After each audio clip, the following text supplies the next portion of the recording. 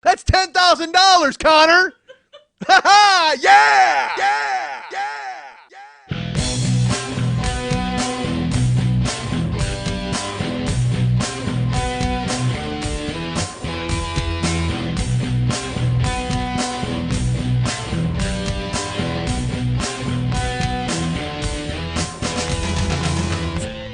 This show is not for sharpshooters. This show is a fucking machine gun. There's no chewy center to this show. It's all hard candy. This show is not a sniper on a fucking roof. This show is a drone taking out a village. Do not invite me into your house because I will come in and I will wreak fucking havoc. Hey, what's happening? Mike Schmidt, 40-year-old boy podcast. Folks, I have a tragic discovery to discuss with you, folks. I've learned something today that I did not know. Let's put it this way. I didn't even think it was a possibility. And yet I find out now it's a truth. It's a solid truth. It can't be denied. I'm here in the oldest building in Hollywood with our friend Lily Bunched Up. She's the producer of the show, as you know. And the show could not function. It would not be in your earbuds if it were not for her and all of her diligent hard work.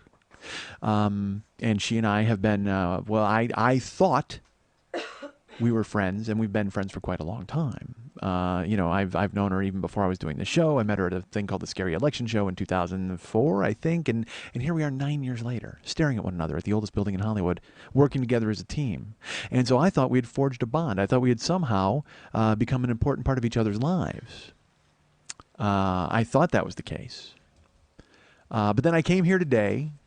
Let me paint a picture for you folks. I have been living in my earbuds for days, for months now. All I do is I listen to music like all the time. Oh, hold on a second. I have my hand on my calf and I flex it. That is a fucking awesome calf.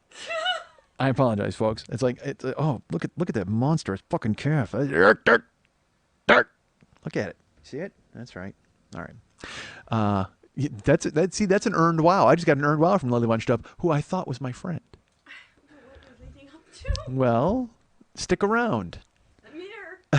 Well, not for long, though. It's funny. Lily, you say that. Now, Lily says that. She said that she's got nowhere to go, which is, by the way, very heartening when you want somebody to go ahead and come to your show. Well, you know what? You're like the Richard Gere. This show's an Officer and Gentleman, and you're the Richard Gere of it. I got nowhere else to go. Lily just wants to fly jets. She wants to fly jets, folks. Fucking mayonnaise. Stripponaise. You know what you and I need to do? We need to have a bare knuckle fight. That's exactly what we need to do. We need to find an airplane hangar and have a bare knuckle fight. And then have that one mousy redhead kind of try to jump in and she can't. She has to back off. Really? Folks, you know what? I'm there's things that I don't enjoy. All right, I will tell you this. I've sworn to you as a human being, as a person, I've told you I will never eat on the air. You will never hear me chewing in a microphone because I think it is deplorable. We used to have there's a guy named Steve Dahl in Chicago, and he's a radio legend, and now he's a podcasting legend? No, podcasting guy. He's back. You know what? He's where I am, basically. He's doing what I did, except he's doing it from his home studio, and he's fucking rich. And he has a 30-year legacy to fucking go off of. That's fine. My legacy lasts, I got 6 years of this, and then I got a year of Never Not Funny, and then I've got countless years of nothing. So there you go. That's my legacy, folks. I got 6 years of me, 1 year with other guys, and then a bunch of fucking years in the wilderness where I was in El Paso eating chicken wings and drinking fucking Mike's Hard Lemonade. Which I did. I actually did that in El Paso, folks. You think I'm not a drinker. I know you're sitting there right now. You're going, Mike, you and Mike's Hard Lemonade? And you're saying, wait, did Mike just drink it because he saw it on the label and he's stupid enough to think that was his drink and he had left it behind? No. I actually made a leap forward. I said, you know what? I actually looked at my wife, Karen, my then wife, Karen. Well, actually, she's still my wife, Karen, but she's not my roommate, Karen. She's now my wife, Karen, but she's my afar wife. How do I put this? She's my distant wife. She's still my wife, but she's my remote wife. How about that? She's on remote. She's on hiatus. That's it. My wife is on hiatus until we actually cancel her, which, that's coming up, probably, I would think. Stroke of a pen, right? That's all I need to do, stroke of a pen. Well, no, I got to talk to a dude, too. He's got to go ahead and take her and make sure that she's not just taking my fucking important stuff like my Strat games. What if she wants that? I didn't even read all that paperwork. What if she's like, I want nothing except his Stratomatic games? Oh, my God. What a fucking tragedy. Look at that. That's the kind of sneaky shit that she would pull. Not really. She's the best. All right, so. She's not really the best. She bailed. She fucking left and ruined my life. All right, she's not the best. She was the best for a long time, although I probably didn't make her feel like the best, and that's why she left, right? That's probably true. What the fuck is he talking about? All right, so anyway, folks, our friend Lily Bunched Up is here, and she can't last week we did a clip show, as you know, because poor Lily was ill. Well, Lily still ill today. And, I was talking about eating on the air. I would never do that. And I make this solemn promise to you folks. You will never hear me blow my nose on the air. Now, you know who can't make that promise? Our friend Lily von Stupp, because seconds ago, you heard it, folks. You heard her open the trap door of her face and just fucking unleash upon you. Door of my face. That's right. They heard it. They knew. And now they know that you are ill, because it was almost like you did it as a punctuation mark to drive the point home. Because I shouldn't be here again this week, folks, because not only is Lily still ill as a person, like, virally, like inside her lungs, whatever the fuck, I don't know what I mean. Like, she's got a cold and that sort of thing. Like, her face is all sick. But she's got muscle problems, which I found out. All right, I'll tell you this, folks. So I've been living in my earbuds. And I everywhere I go, I'm wearing earbuds. Doesn't matter where. I'm at the store or the bank or my house. That's it. That's the only 3 places I go. Plus at the gym, I have my earbuds on when I'm on the treadmill, but not when I'm lifting, because I have to listen to my trainer when he tells me one more. Can they hear the backing up thing? Can you hear that beeping, folks? I don't know. My sinuses, they're backed up. Is that what it is? Better open the trap door of your face and unleash. So I wear my earbuds everywhere, and I find myself, because, all right, again, you're going to make fun of me, and that's fine, folks, because we're friends. We're good friends, not unlike how I thought my friend Lily von Stupp and I were friends. But I'll get to that in a moment. This is a build-up for nothing. Like, honestly, it's just a play on words. It's literally in my head. It's a play on words. It's a joke, and it's for no reason. I should just fucking spit it out. There's no reason to even keep it, because you know what? When I say it, you're all going to be so disappointed in the fact that I'm building up to nothing. It's literally nothing. It's a play on words for something from when I was a kid. It's the dumbest thing in the world. So I came here for the show. I'm just gonna tell you. Well, no, I'll start from. Oh, you know what? It's gonna be. I'll tell you what. All of it will be funny up until that, and then you're gonna go, really? That's what you're fucking building up to? So I got here today. Well, all right, I got to start over. Hold on. So I'm living in my earbuds, right? I'm dancing, and that's the thing is I dance. Kind of everywhere, like because I don't fucking give a shit. I don't care what people think. It doesn't matter to me. And also I can dance. Like if I couldn't dance, it would be a big thing, because then I'd be just like some spaz who's like fucking fluttering around and ready to hurt himself. But no, and I also, by the way, when I say dancing, I'm not fucking Travolta fucking knees to the ground on a lit up floor. I mean, I'm not really bailing. It's not fucking. Excuse me. You're close. Well, Bust a move. Well, if I dance at a dance place. But what I'm saying is when I'm doing my remote dancing now, as I live in my earbuds and I walk through the Ralph's produce section, I'm not doing that. Very rarely will I bust out a Running Man in the middle of the fucking produce section. Oh, don't think I won't. I mean, I will. Eventually, I will be seized by that opportunity and I will fucking take advantage of it, goddammit. But up to this point, I have not seen the point in doing the Running Man in the produce section. Although I've got it, I always have it on deck. If you see me, folks, know that at all times I have a Running Man on deck. So, but I'll just like kind of groove. You know how you groove to music? You know what I mean? You're kind of like moving your shoulders, you're bopping or whatever. Well, but not bopping. I'm not an idiot, folks. Look, I'm actually much better than that. So anyway, who cares? Nobody at all. So, like, I was at the bank the other day. I'm at the ATM. Well, seriously, well, this is true. It's relevant. I had the fucking the earbuds in. The tweakedaudio.com/40 earbuds that I wear all over the place, folks. I had the autoerotic asphyxiation earbuds plugged into my head, and they're available to you right now at tweakedaudio.com/40.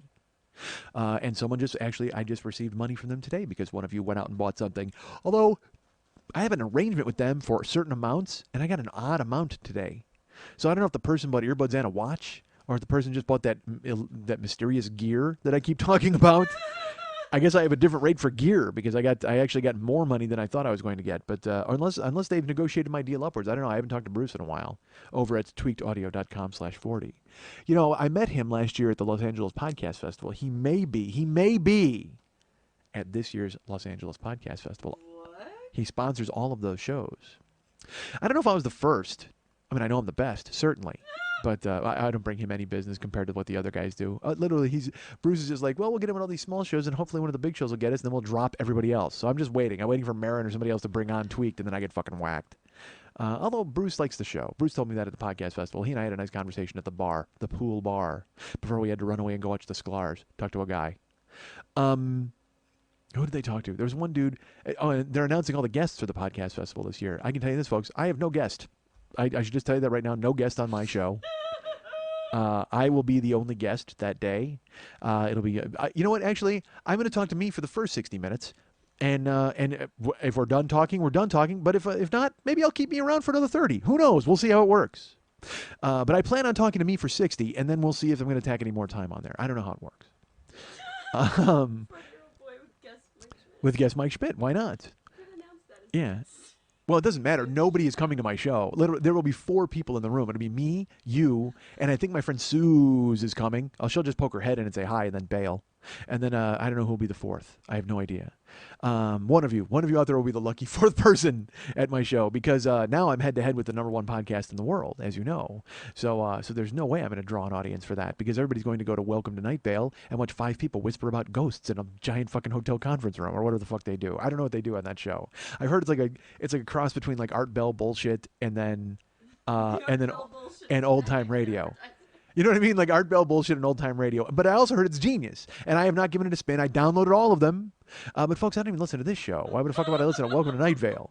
And it's just going to depress me. Because if I listen to Welcome to Night Vale and I'm listening to it and it's great, I'm going to go, oh, fuck. I got to go against these guys on a fucking Saturday. I want to see these guys. You know what? That's what I do for my show. You guys come out to my show and it'll be like Andy Kaufman put everybody in a bus and he took them for milk and cookies. I'm going to take you all across the hall to fucking Welcome to Night Vale. That's what my show's going to be at the fucking podcast festival. What if I just went and heckled the shit out of them? How funny would that be? That would be my show. Like an interactive show with Welcome to Night Vale, but they have no idea that I'm going to be an interactive part of it. And I walk in with a fucking audience. Oh, god damn, that's hysterical. That's not hysterical. That's awful. That's meathead behavior. I'm not a meathead. Yes, I am. So, folks, this meathead is dancing all over the universe, all over the place. I danced at the bank the other day. I'm at the ATM. And I will tell you this. The responses are varied and wide, and that's incorrect. There are 2 responses you get when you're dancing in public. You either get people looking and kind of smiling, like, yeah, awesome, that guy's kind of like dancing. Or you get that people are like, what the fuck is that guy dancing in the bank for? Or why is that guy dancing in the bank if they were going to be grammatically correct? But they're probably not because they're so taken aback by the fact that I'm dancing in the bank, they don't care about their language. So I wind up at the bank and I was dancing there, and then I was dancing at Ralph's, and that's what I do now. I dance at the gym too. I'll go into because there's like a side room where there's a bunch of heavy bags, and I'll go dance in there. After I'll do the treadmill, I'll work the treadmill for like 3 miles, and then I'll go in there and I'll fucking dance. It's awesome. All right, you don't care. The point is I live in earbuds because I have no friends. I have nobody to hang out with, so it's just me and Daft Punk going all over the town together. Like you know what? Like we're teamed up. That's who it is. Me and Daft Punk we're like a good cop, bad cop team. Unfortunately, the good cops are in my head, and I'm just the bad cop, and nobody else knows what the fuck is going on. They're just like, who are you hanging out with? Well, I'm hanging out with Daft Punk. Well, you're just dancing in a fucking circle. Why the fuck are you here? All right. So the dancing thing to me is fun, and so I got out of the car today, and I was listening to a song called Lose Yourself to Dance, and so I decided to do just that. And I lost myself to dance, and I walked across the street and danced like kind of, you don't care. But I got to Lily's house, and I came up the stairs, and then I knocked in rhythm to Daft Punk on the doors, and then Lily came to the door, and she opened it up, and I was dancing outside the door, and I thought our friend Lily would start dancing with me, and instead she just looked at me and kind of sighed and rolled her eyes because she went, oh great, it's another one of those babysitting days. I wish a grown-up would show up here on Wednesdays, but that's never going to happen. So she's just looking at me in her black dress, and she's just staring at me, and I started dancing more, and then she backed up to let me in her house, and then I came in, and I got chest to chest with her, and I started dancing like, you know, you're grooving on a dance floor, and she's just looking at me, and she just goes, okay. I can just see, I can't hear her. I just see her mouthing, okay, and like waving toward the kitchen, like, get the fuck away from me. So I danced slowly through the living room, and she's behind me, and I know she's mad, but I don't care. I'm kind of doing it because she was sort of mad, so it made me laugh. And then when I got past the coffee table, I stood aside and I put my arm out because it's like, you know what? Ladies first. Your turn to go. And she started talking. She's talking. Her mouth is moving. I can't hear a fucking thing except me and Daft Punk because, folks, I'm losing myself to dance. So we come into the kitchen to get all set up, and I have to give her pillow off of my chair and put it on her chair. And she talking to me, and I've got Daft Punk in, and I'm still dancing, and she won't even look at me now because she's just fucking sick of me. And literally, I've been here 9 seconds, and she's sick of me. And she turns around, and she bends over to pick something up. And look, I had a couple of instincts. I had a couple of choices at that point because I was behind her, and she turned around to bend over to grab something. So I could have smacked her on the ass, just like spanked her. And I went, nah, that's probably not going to be good. So I then thought about grabbing her hips from the back. And then like kind of dancing and like moving around like you would with a little kid, like, yay, we're dancing and having fun. And then I went, no, that might be bad if I grabbed her hips, and who knows. And also if she jumps and she hits her head on the table, then I'm a jack-off. So I settled on the next best thing, which was I was going to put my hand on the small of her back. Which was, which is vaguely sexual, but also fun. And I was like, all right, this will be interesting to do. So let's do that. Because she bent over in front of me. I was going to grab her hips and kind of like start, moving her around. And I'm like, because again, she might jump up. And I was going to grab her ass or spank her. And then she'd jump up. But I thought she probably wouldn't jump up if I just put my hand on her back. So she's bent over in front of me. I'm behind her. And I take my hand and I put my hand on her back. I didn't smack her hard, but I just took. But folks, look, I'm a powerhouse, and I have a giant hand. So and that's another thing is like, oh, never mind. All right, so. Well, because ladies are smaller, so when you take your big hand, you put it on the small of their back, and you're kind of covering the whole area. It's it's fun. All right, so she does that, and I took my hand and I like laid it on her back. And now I should tell you, it's just me and Daft Punk at this point. I've lost myself to dance. Daft Punk has lost himself to me. And we're dancing, we're having fun, and Lily's in the kitchen, and she's talking to me, and I don't hear her because all I hear is me and Daft Punk. So she bends over, and I take my hand, and I put it on her back, and all I hear is, ah! Like literally a scream. Daft Punk is gone. Daft Punk leaves the premises. It was such a loud scream, Daft Punk stopped playing in my earbuds and was like, what was that? Check that. It was more like, what was that? Because they're robots, folks. Daft Punk actually put down and Pharrell even went, what was that? Because he's very high-pitched voice. Why do I explain these jokes? Anyway, Lily screamed when I put my hand on her back. And not a good scream, folks. Listen, I've been around women when they've gone out belted out a good scream, all right? I enjoy a good scream every now and then, especially when it's something I've done. This was something I'd done, and it was not a good scream, folks. This was a, I hope the campus police are nearby scream. It was fucking terrible. And I mean, it was blood curdling because I mean, dude, I'm wearing fucking earbuds, Daft Punk cranked up, having fun, boom, I'm fucking dancing. And out of nowhere, this fucking this bellowing as if she had stepped in a bear trap. I mean, it was that fucking urgent of a scream. And she kind of like straightens up. And I was like, Are you okay? And I pulled out one earbud because, folks, I can't commit to taking both earbuds out at that point. Part of me wants the ease and convenience of if she starts bitching at me, just putting one earbud back in. So she sits up, and I'm like, are you okay? And she goes, I just spent 5 minutes telling you my fucking sciatica is all fucked up, and I can barely stand up, I can barely walk. And look, I've done stupid shit like that before, where I'm just into my shenanigans and I'm completely unaware of the surroundings or whatever the fuck's about to happen. I've told this story before, but I'll tell it, but it's worth telling again. There was a girl I was dating and she had a little crack in her windshield. I told this story, right? There was a girl I was dating, and she had a tiny crack in her windshield, and she goes, I got to wash my car today. And I'm like, oh, man, I don't want it. And she's like, no, we got to hand wash it. I'm like, fuck, I don't want to hand wash your car. I go, there's a car wash a block from my house. She's like, I can't do it. There's a crack in the windshield. I go, so what? She goes, yeah, you can't do it. When you have a crack in your windshield, I've been told forever, you can't go through those automatic car washes because it just makes it worse. I go, give me a fucking break. I go, what fucking bullshit wives' tale is that? I go, just go get it washed. She's like, well, no, we can hand wash it. There's one over in Orange. And I'm like, nah, I'm not down with that. Let's just fucking come on. We're gonna go out. Let's just do it on the way. We'll just fucking go in the machine. And she goes, okay. So we get in there. And it was the one where we got the drive-through. It was fun, where you get to sit in the car, and of course you make out a little bit because it's like nobody can see you, and you're rolling through the car wash. And then we get to the end of the car wash, and the suds are blowing off, and the air drying, and the crack is now like 8 times larger than it was. Like it went from 1 inch to 8 inches across her windshield. And as the sun broke through the car wash doors, and we were on that automatic belt, and I'm looking out the window, and I'm just like, I am not a man. I am not a man. A man would know these things. She knew. She fucking knew, because she comes from a family of men. She used to fuck a guy named Jimmy. Jimmy would know that. Jimmy's the guy who would fucking know that.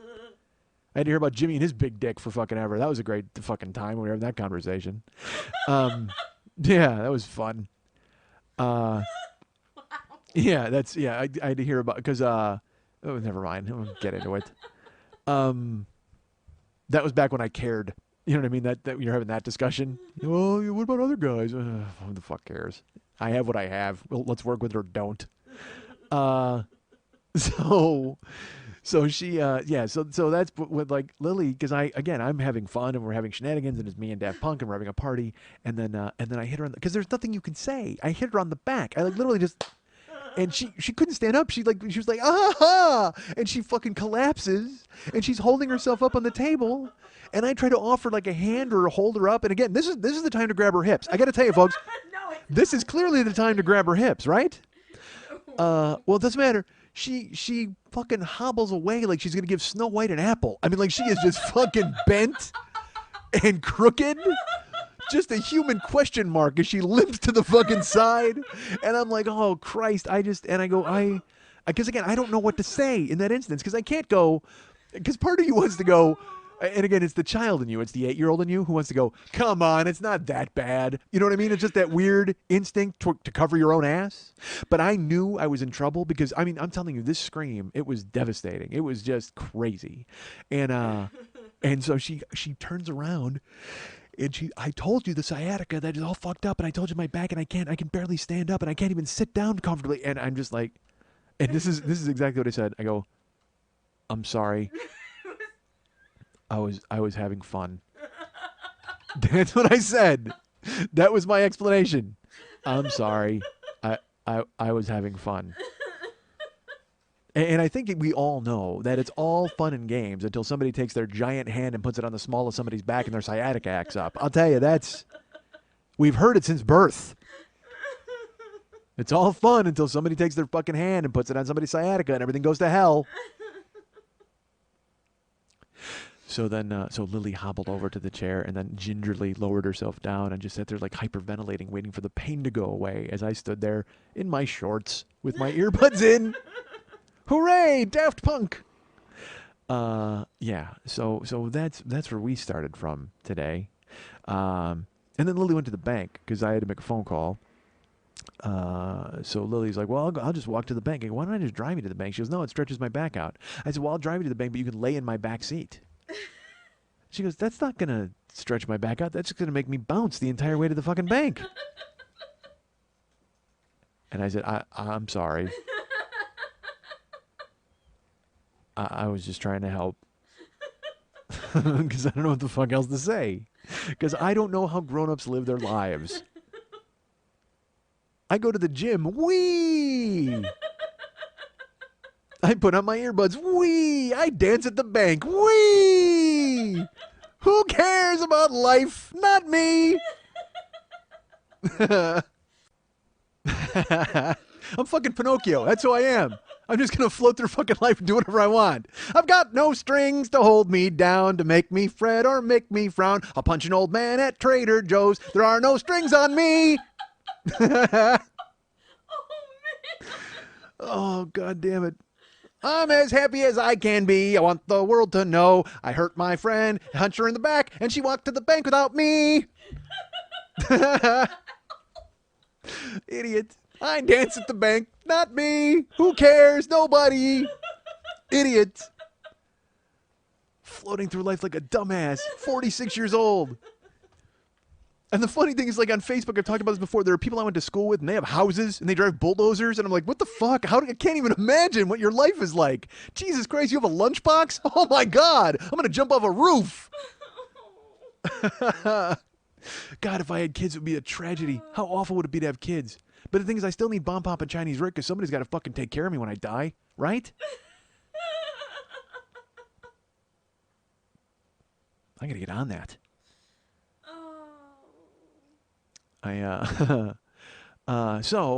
So that's where we're at today. I hurt Lily. I came here today and I fucking injured her, and that's not good. You don't want that, right? As I bolt in a fucking china shop through her fucking house and smack her in the back like an idiot with my earbuds in. La la! Heidi ho! A human fucking puppet. All right. So All right, so here's the lame thing I thought of. So then Lily goes, she comes back from the bank, and I can't even believe I'm going to even commit to this. But, I have to. Just because, look, I just want you to see how stupid my thought process is, all right? This is how dumb I am as a person.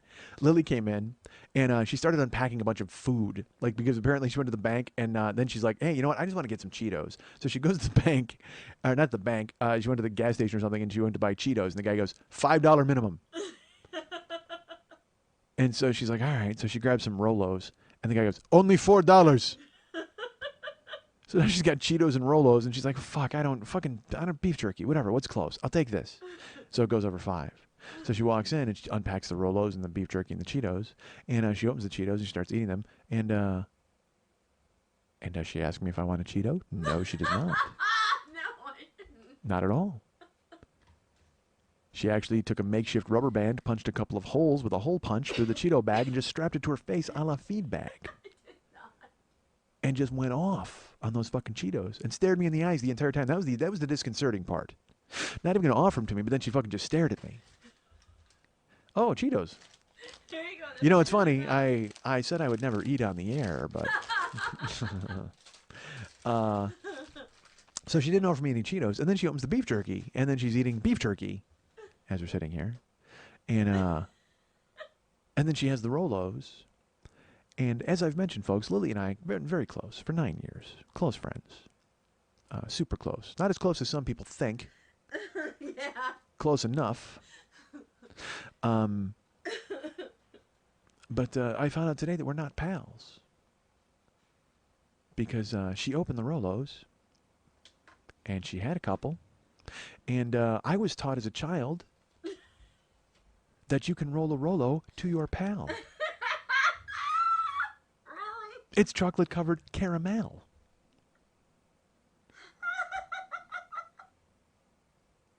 And here I sit Rololess. So apparently Lily and I, not the pals I thought we were. Oh my God, can I hit you in the head with one from across the room? Believe me, everybody right now just went, that was the payoff? Was the Rolo commercial from when you were a child? Yes. Yes, it was. Mike, would you like a Rolo? Only if you can roll it to me, because I am your pal. They're frozen now. No. Yeah. Oh, yeah, she freezes everything, too. That's another thing. She freezes Snickers and freezes all of her candies. I'm not a fan. All right. Well, I mean, thank you for the offer. Now. It's a little late in the game, but, I think she only freezes her candy because she knows I don't like it that way. No, it's like licking a piece of pizza. Yogurt and a banana, so I didn't even think about offering you food because you had food in front of you. Well, and also eating is for the weak, as we all know. And also candy. I can't eat candy. I can't be doing that. Last night. I should tell you folks this. The universe is conspiring to come after Mike Schmidt and his eating is for the weak idea. My new manifesto. My credo. What is it? I don't know. The credo? It's a credo. It's a creed and a manifesto? Didn't Credo, he got shot by Han Solo, right? I know it's Greedo, nerds. I only know, I will tell you this though, I only know it's Greedo because we had Greedo as a doll as a kid, and he had that wavy head. Didn't Greedo have a wavy head? I don't think so, but maybe. Look him up. Goodle Greedo wavy head. Goodle? I said Goodle it! That's Greedo's search engine. He died and his ghost came back and created a search engine. Oh, Greedo. I like Goodle. I don't mind it. Although I'll tell you this, if you Goodle Han Solo, it just comes up dick. That's all it says. Because he fucking shot him, folks. Oh, God. Are you looking up Greedo wavy head? I will wait. I will wait, folks. Now, folks, I have a rule against eating on the air, but I will tell you, I have no rule against drinking on the air. Pardon me. Starting to lose my voice there. I actually, ever since I did the blood-curdling Lily scream that I did a second ago. I won't drink on the air, but I will do that. The exhale you do after you drink something. Even when I'm not drinking something, I will do it. That's how good, folks, that's how good I am at theater of the mind. I didn't even really drink anything. You think I did just because I went, see, look at that. Now you think I drink something else. This is, you know what? I used to have a beverage podcast on the Mike Schmidt Podcasting Network. No, that's a fake beverage podcast. Hey, drink this chicken broth. Look at that, folks. At home right now, you're thinking, that must have been delicious chicken broth. Because that's the only sound you would make if you were drinking delicious chicken broth.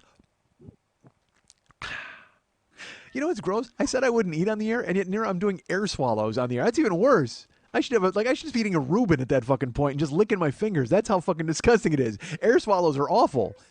That's disgusting. Nobody wants to see air swallows or hear air swallows. Oh, look at you. You went to a dirty place. I did.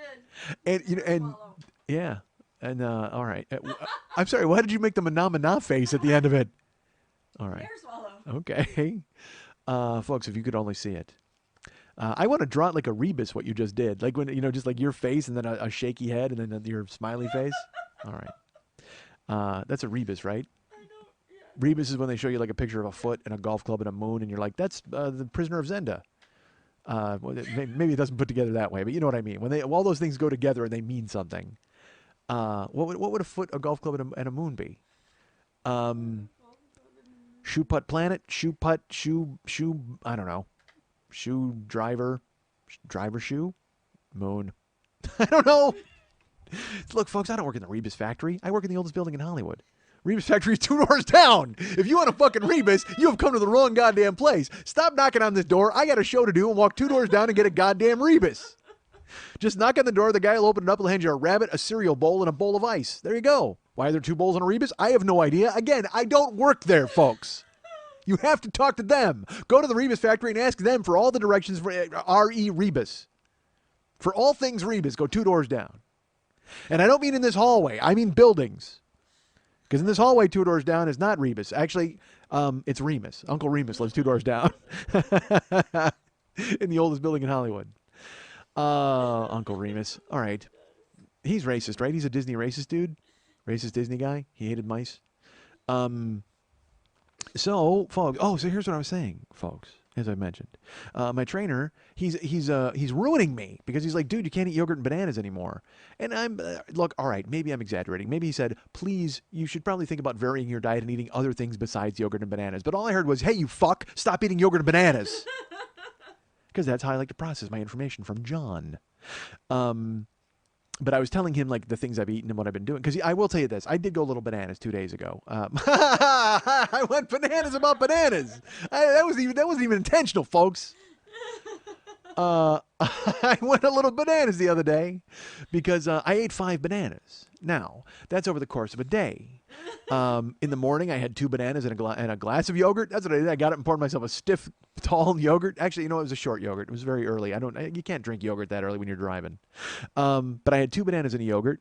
And then later on in the afternoon, I had 2 bananas and a yogurt. And then that night, when I was sitting in my house, I had another banana. Now, I don't normally eat 5 bananas, but I know you're thinking to yourself, Jesus Christ, Mike, why 5 bananas?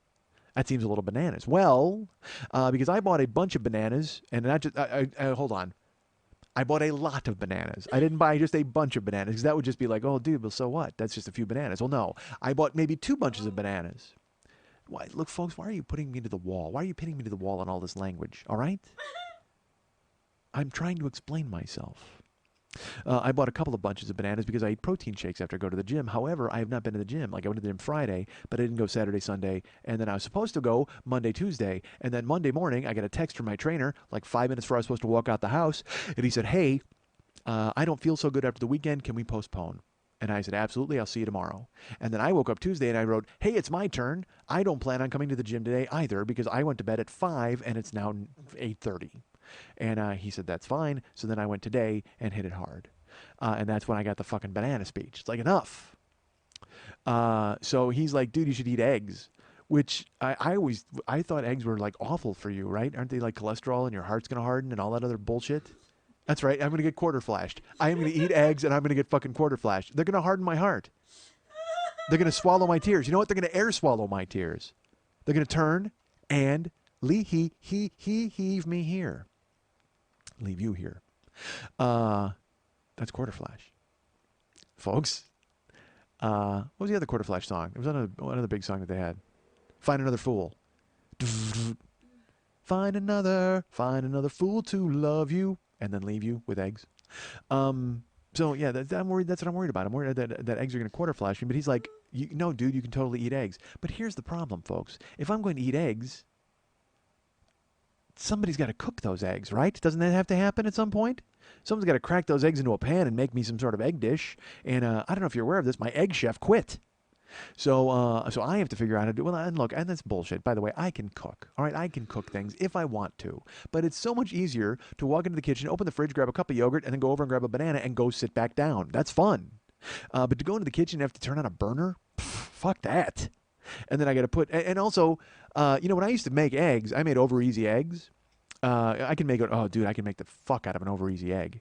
But you have to throw like a pat of butter in the frying pan. Well, so now what am I gonna have to buy Pam because I'm all trying to be fucking thin? Fuck Pam. Nobody wants that. Dude, who the fuck wants to eat spray? That's the grossest thing I've ever heard in my fucking life. Like Karen would try to buy it. She'd be like, "Oh, I need Pam." I go, "Don't fucking buy Pam." And she'd go, "Why not?" And I go, "Because I'm not gonna eat spray. I eat butter. That's who I am. I'm a grown person. I want things that are real. Butter is real. Spray is nothing. That's just like an air mist of flavor. I want none of it." And gee, it's a shock that she left, really, when we had that speech in the middle of a grocery store. You can't buy Pam. I won't eat fucking spray. And then I storm out to my car. Oh, by the way, I haven't seen my wife since the taxes. But for old time's sake, I decided to do a thing that I used to do to my wife, to our friend Lily and Eddie. Here's what I did last week, folks. So I'm going to apologize. I meant to apologize to you after it happened, and I should have done it. I was going to apologize right when I got home. I was invited to dinner on Friday. Because I've been chasing Lily and Eddie, because Lily was sick, and I kept asking if she wanted to go out, and she didn't. But then when she was starting to feel better, she was actually hungry. She's like, "You know what, I'm going to go to dinner." So she wrote me. She's like, "What are you doing tonight?" I said, "Nothing." She goes, "You want to go to dinner?" I said, "Absolutely." She goes, "All right, Eddie and I are looking for a place to go." And I said, "All right, well, here's these places." And I named like 6 different places. "What about this? What about this? What about this? What about this? What about this? What about this?" And then she wrote back, "What about this?" And I immediately went, "Yes, great." And she goes, "Oh, you don't mind?" And I said, "No, of course I don't mind. I'll meet you over there." And then we went in.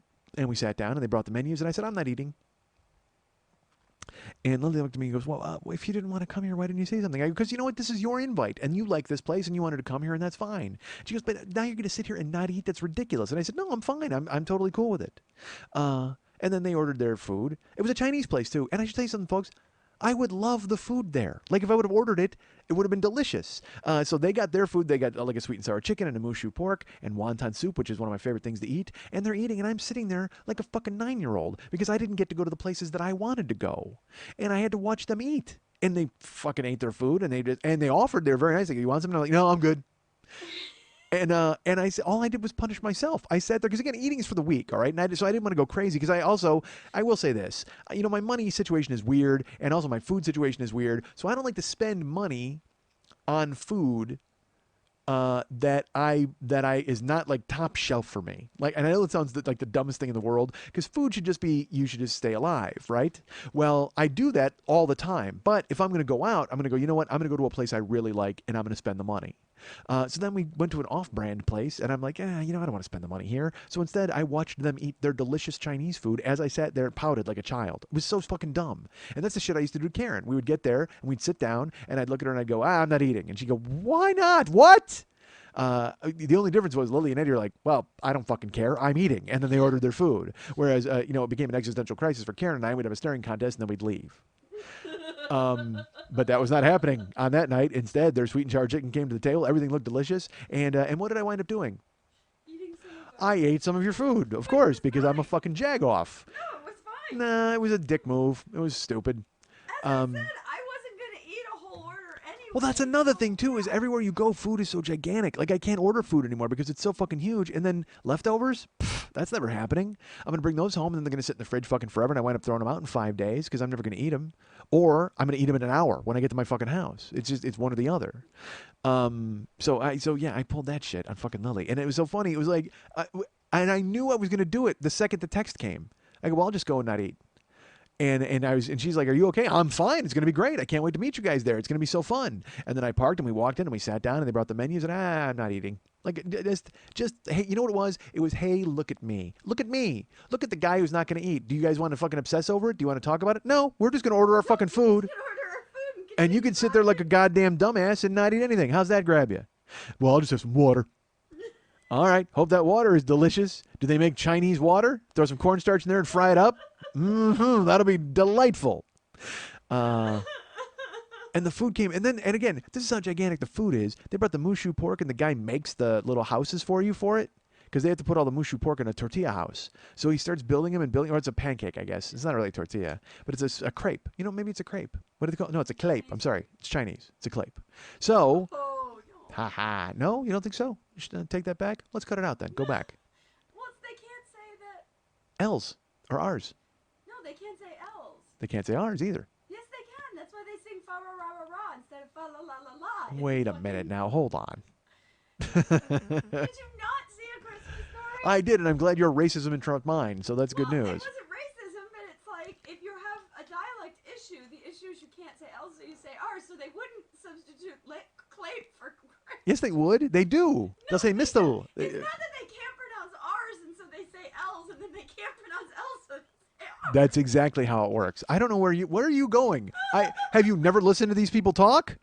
I have. Quite These a bit. people. Jesus I Christ. was just at a Chinese restaurant. Were you really? You should. Thanks for the phone call. I appreciate you keeping me in the loop on that. That would have been fun. I love Chinese food. I would have loved to have gone.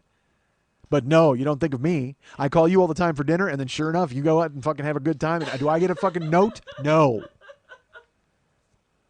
I sat there with a pouty face on, drinking water while they ate their food. So the guy comes out to build the house, and he's got the fucking Chinese crepe, and he starts building fucking mushu houses, and he puts it all together. There's 5 giant ones. I mean, they were giant. Huge. And he hands that plate to Eddie. And Eddie is just, like a fucking king. He's got his twisty mustache, and he's eating soup out of a fucking shoe, and he's just throwing mushu all over the place. And just like, what are you doing, idiot?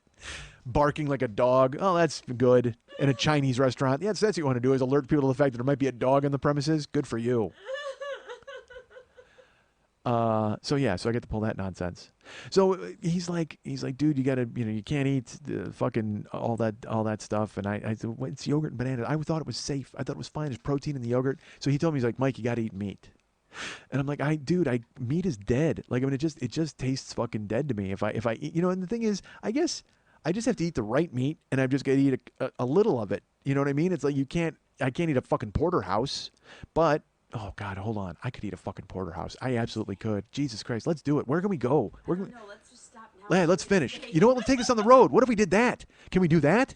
Let's go somewhere where they make steak. All of this. Done. I don't think they'd be thrilled if we walk in. All right, let me send this to your way. Let me ask you this. Let me propose this. If you and I were to leave right now, and I just recorded notes in my iPhone as we walked, and we went to go eat steak, and then we ate dinner, and I just talked throughout dinner, which would be fucking crazy, first of all, to see people looking at us. Eat while you're talking. Well, that's true. I don't chew on the air. God. Well, then you'll talk while I'm eating. That'll be fun. I throw it to you guys. I'll put it out to you guys. Would you want us to do a road trip? Would you want us to go ahead and like walk all over Hollywood and go eat somewhere and then talk? It's an editing nightmare. No, unvarnished. No editing. Well, Just throw it up. We have to put it all together. It'd be like a phone conversation for everybody. Oh, like importing the notes and then putting it and making it a thing? Yeah. Well, fucking Phil Spector it. Just do your fucking thing. Make it a wall of sound. You can do that. That's what you do. You're in charge. You're not going anywhere. Your fucking sciatica's all fucked up. Man, you don't want me to enjoy a steak, do you? Well, no, you can enjoy the steak up top, and then afterwards, you'll come home and go, oh, that, and then you'll be pacified. You'll be pacified by memories of gorgeous steak. I don't want a gorgeous steak, by the way. I can't eat a good-looking steak. I want a steak that looks like hell. I need a steak, but as long as you cook it the proper way, I don't give a shit what a steak looks like. But I know it can't be gorgeous. I can't sink my teeth into a gorgeous steak. So he's like, dude, you got to eat meat. I'm like, dude, I don't want to eat meat. Because, again, that means shit I got to cook or I got to go to places where they make meat. And he's like, well, you really trust me. The protein is better for you and it works. And I'm like, oh, Christ. So I know I got to figure that out. I got to figure all that shit out. So I went last night. So I got food from my work last night. I got a chicken salad. And, and I'll tell you, oh, fuck. Well,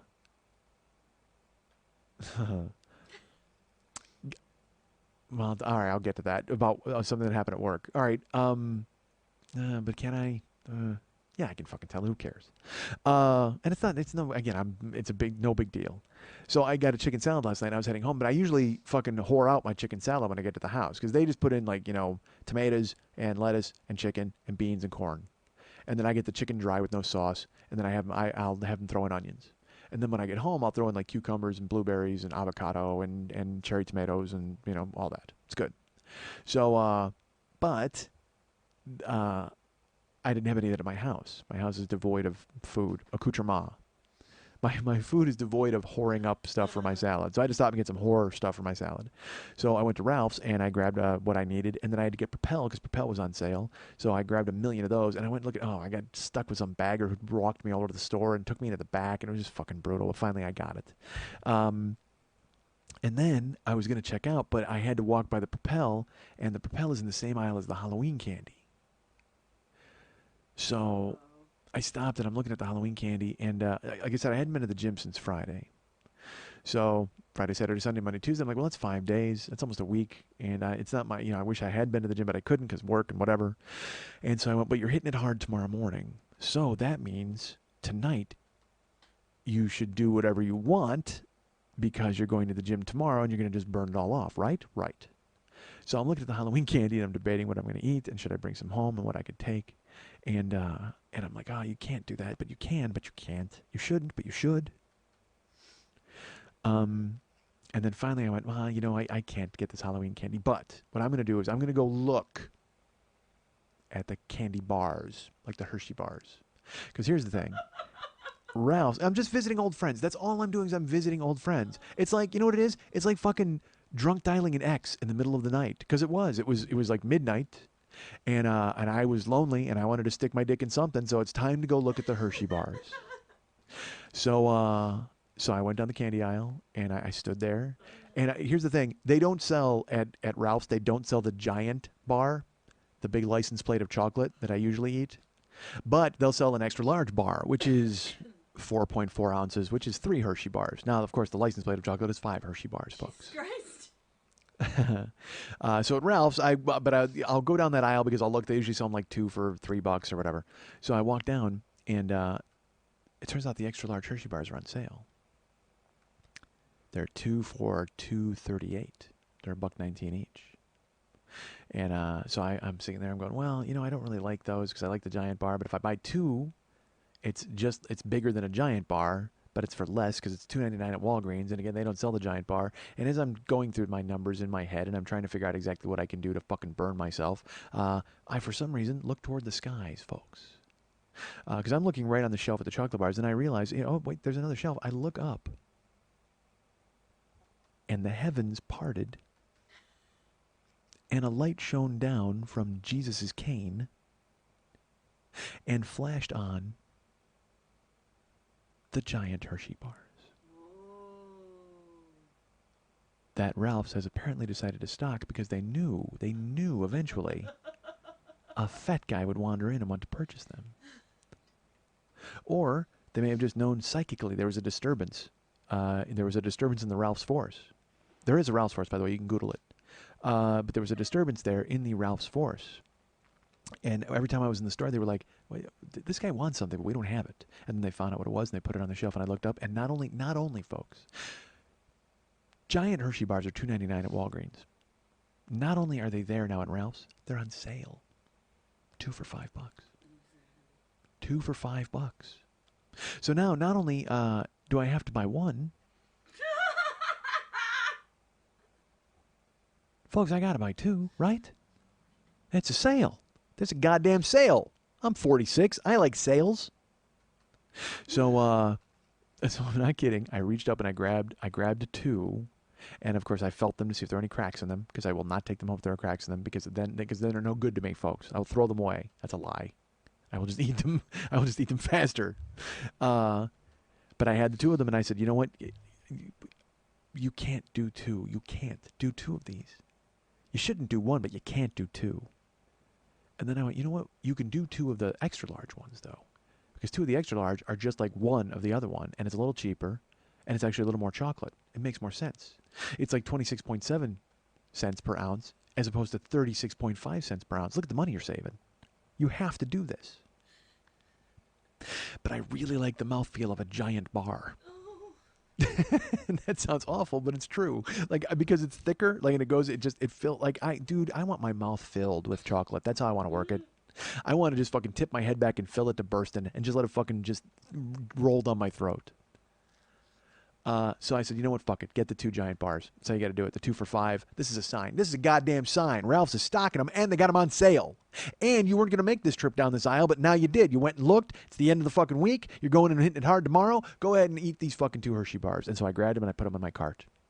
And then I walked to the front of the store, and I got to the register, and I put fucking 60 Propels on the belt, and I put on some cucumbers and all that other stuff, and then I got the Hershey bars, and I said, I don't need these, and I handed them back to the cashier, and I told her to put them back. Because I don't fucking need those, folks. I don't. I wanted them. I fetishized them in my fucking head. I was like, oh, I can't wait to get home and eat these. I was thinking of different ways to eat them, and I'm like, and 2 of them. Dude, the gloriousness of buying 2. I used to buy 3 at a time, and I'd be like, oh, I'm covered for 3 nights. But the best feeling in the world was eating the first bar the first night, and then going, I got 2 more in the cabinet if I want them. Holy shit! And then I'd break open a second one, and sometimes I would eat a second one, and if I wanted a third one, I could eat that too. And honestly, Walgreens was a mile away. I could drive there and get all of them that I wanted. I could buy them all. I've told the story on here. I used to fucking do that with the Trader Joe's candies. They ran out of them once, and they ran out of them. Remember, you went? Did you go on a hunt with me? Yeah. We went looking. We went to 5 different Trader Joe's looking for my candy one night. God damn it, I'm awful. I got a weird head. I got sciatica head. Smack me. Oh, look at you pretending. So I didn't buy them. So that's the bottom line. And then I went to the gym today, and I told the trainer that story, and he's like, "This could not be more boring. Thank you for telling me the candy story." Because he already knew, I've told him all about that. How I've gone there and like held candy and then put it up on the shelf, and he's just like, "Yeah, you can't, no candy, none. You can't have any." But then today, no bananas and yogurt. What the fuck am I supposed to eat, man? I can't eat eggs all goddamn day. Look, if I had to make a Hershey bar, I wouldn't fucking eat it. Because that would mean I got to fucking melt shit and make a mold and build it and put it in the fridge and get a wrapper. Fuck all that. I can grab yogurt and open it, and I can grab banana and open that. Done. Look at that. We're eating. Hey, we're having fun. But eggs. Eggs are a mystery. Like a mystery wrapped in a riddle, tucked in an enigma with a shell. I can't eat anything with a shell, folks. I can't. Look, I don't eat turtles. Why the fuck would I eat eggs? Right? Actually, bullshit. I would eat a turtle if it came to me without the shell, and I will not lie to you. If you cooked me a turtle, if you found your little turtle and you yanked him out of his shell and you baked him or you did something, I would eat him. I would give him a shot. Why not? Because I don't know. Turtle would be the most delicious fucking thing in the world. I've never had it. Karen used to get turtle soup somewhere, and I never knew if it was really turtle soup. And so I would ask her, and I don't think she ever gave me a straight answer. She would just be like, well, I think maybe. Why are you protecting? Was she eating some poachers? I have no fucking clue. Yeah, but I can't.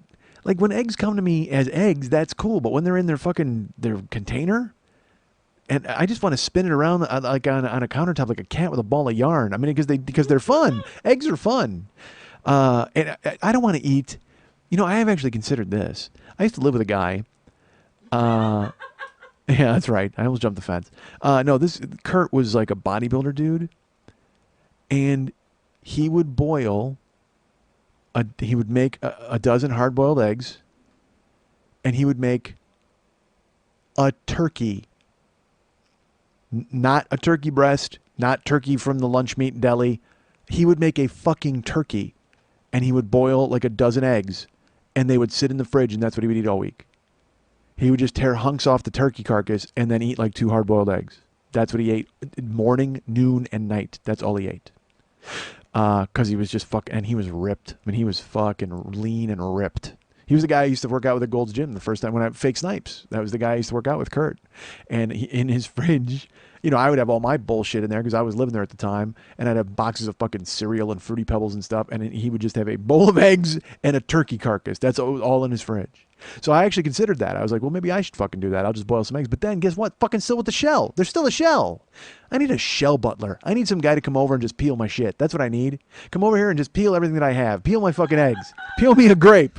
I gotta be the fucking Cleopatra of goddamn protein ingestion. That's what I need. I need somebody to come and peel my protein. So I don't know what I'm going to do. I'm still lost. I have no, he said eggs. And again, when I would make eggs, I would fry eggs with salt and pepper. And I can't do that. Now I'm supposed to, he goes, yeah, if you want to make a big omelet with like turkey and greens in it. No, I don't want to do that ever in a million years. I want to go to a place and tell them that's what I want. And they bring me a plate with that on it. But if I start making shit, that means I got to start washing shit. And holy God, who's got time for that? Nobody at all. I'm working or I'm in the fucking gym. That's it. I can't combine the two. What if I brought my dirty dishes to work? That's what I could do, and have fucking Pedro hose them off. That's a good plan.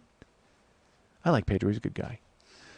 I don't know how much he'd like me if I backed my fucking Murano up with a trunk full of goddamn dirty dishes. Hey, hose these off, Pedro. You're my pal. He'd roll a Rolo to me. He would roll a Rolo to me because he's my goddamn pal, Pedro. I like everybody at work. I think they like me. I hope. They did up until this week, folks. Because here's what happened at my work. I was going to tell you this earlier. I decided not to, but now I will. I work there, and I work in 2 different locations, and everything's fine, and we're all getting along. And I should tell you, all of the employees there are really cool. Everybody's great. And I'm getting along with them really well. However, there was a problem at work. It wasn't this week, it was last week, but I couldn't tell you it because Lily was sick, and I was kind of in and out of here. At work, like I said, everything's smooth. I get along with everybody fine, and they all love Lenny, so they kind of accepted me right away. But there was a problem because at my work last week, Mike showed up, and yeah, they're not used to Mike. They're used to Lenny's brother. They like Lenny's brother. They haven't met Mike yet. So last week, Mike showed up a couple of times, actually.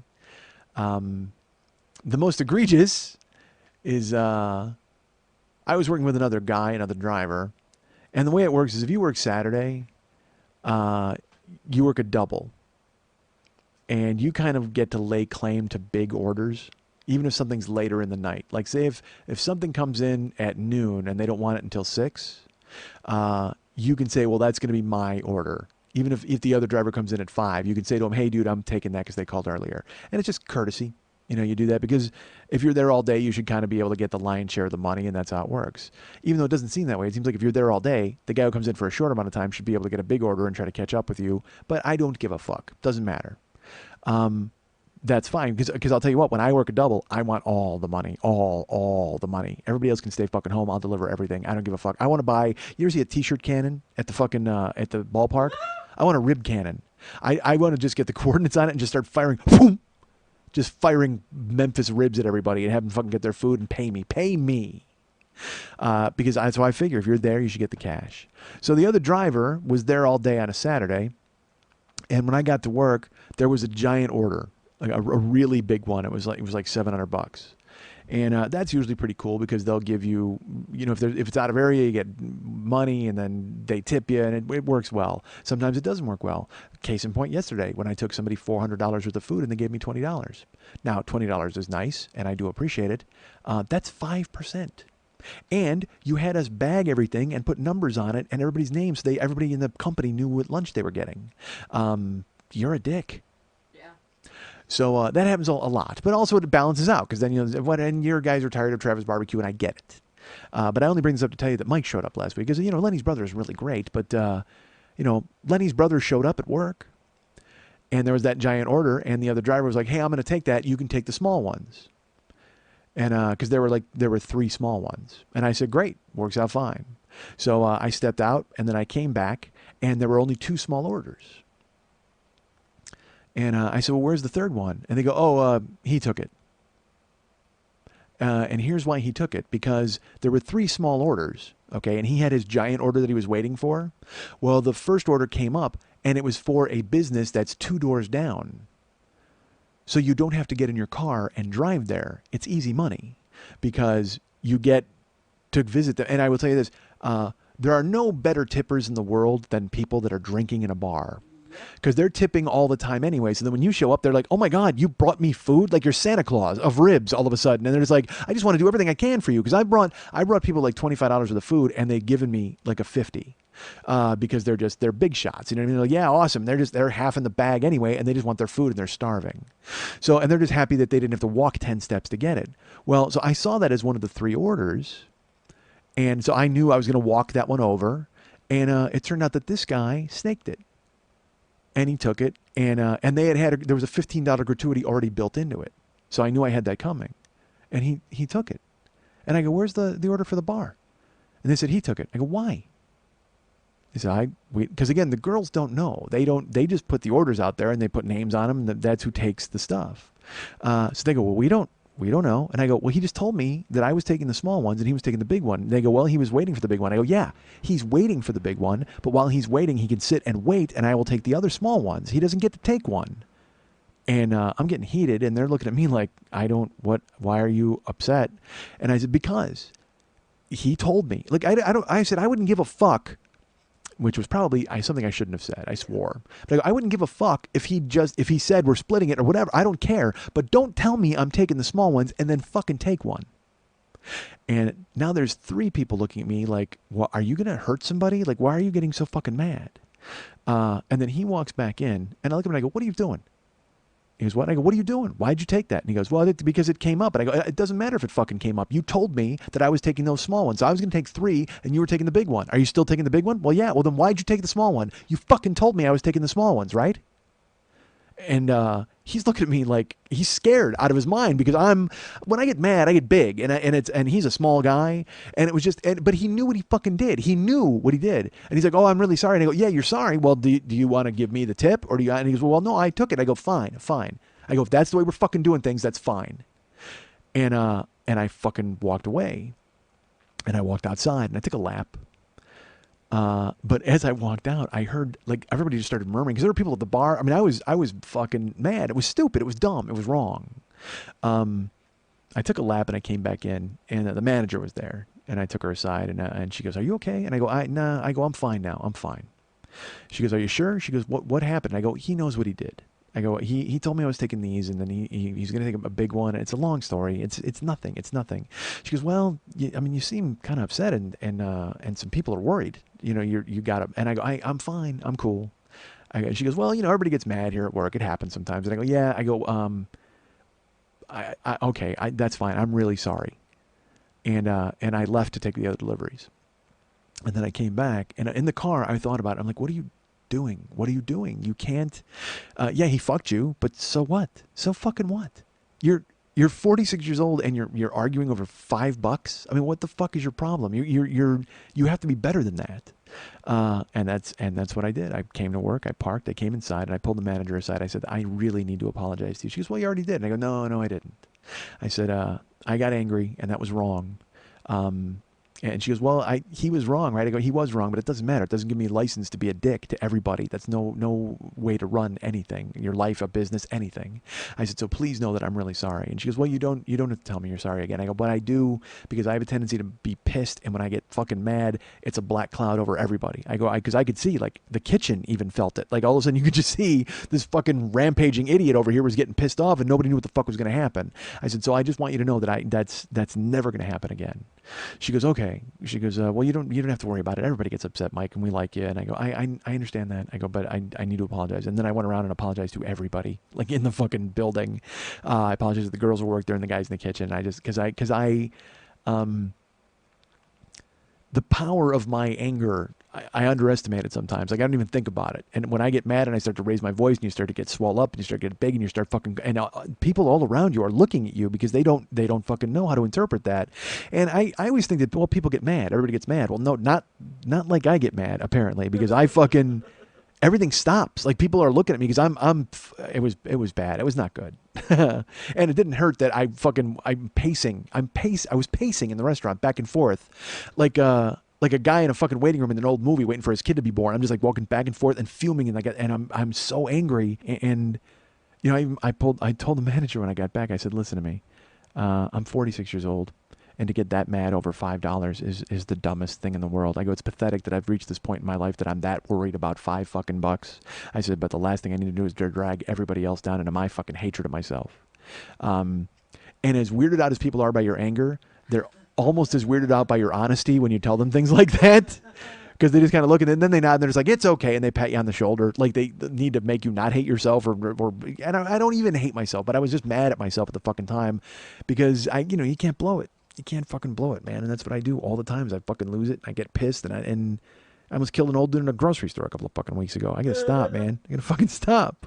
And I hadn't, it's been 3 months. I've been there 3 or 4 months, and Mike had not shown up. Mike showed up pretty, really, he was there Saturday, and, yeah, I was able to apologize for Mike. I stuffed Mike back down into Lenny's brother and made it work out okay, so it was fine.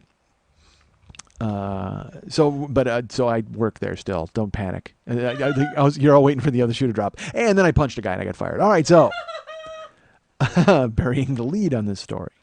I need a Sherpa. I need a life Sherpa. That's what I need.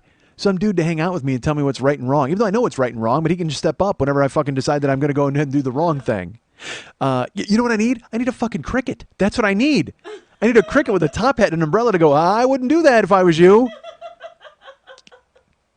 I don't care because I got no strings. There are no strings on me. Just me and a cricket fucking taking on crime? I don't know if we're fighting crime. Why is that happening? Hold on. This cricket's trying to keep me on the straight and narrow. I don't think we're going to venture into a world of fucking crime fighting at this point. Bug and the Fat Man? I don't think so. That's not a fucking show I want to watch. Just me fighting crime with a cricket on my shoulder telling me I shouldn't be doing shit. Don't punch that guy. That, you know what? We'll be fucking good cricket, bad cop. That's who we are. Where did he buy that tuxedo? Where did he buy that tuxedo? There is no cricket formal wear store that I know of. That's tiny. That's small. He stole it from a wedding cake. Tired of being naked. You would have never listened to Jiminy Cricket if he didn't have a fucking tuxedo on. Be honest with yourselves. If he didn't have a fucking tuxedo and an umbrella and a top hat, and he looked like a cricket. You've seen crickets. They're fucking awful.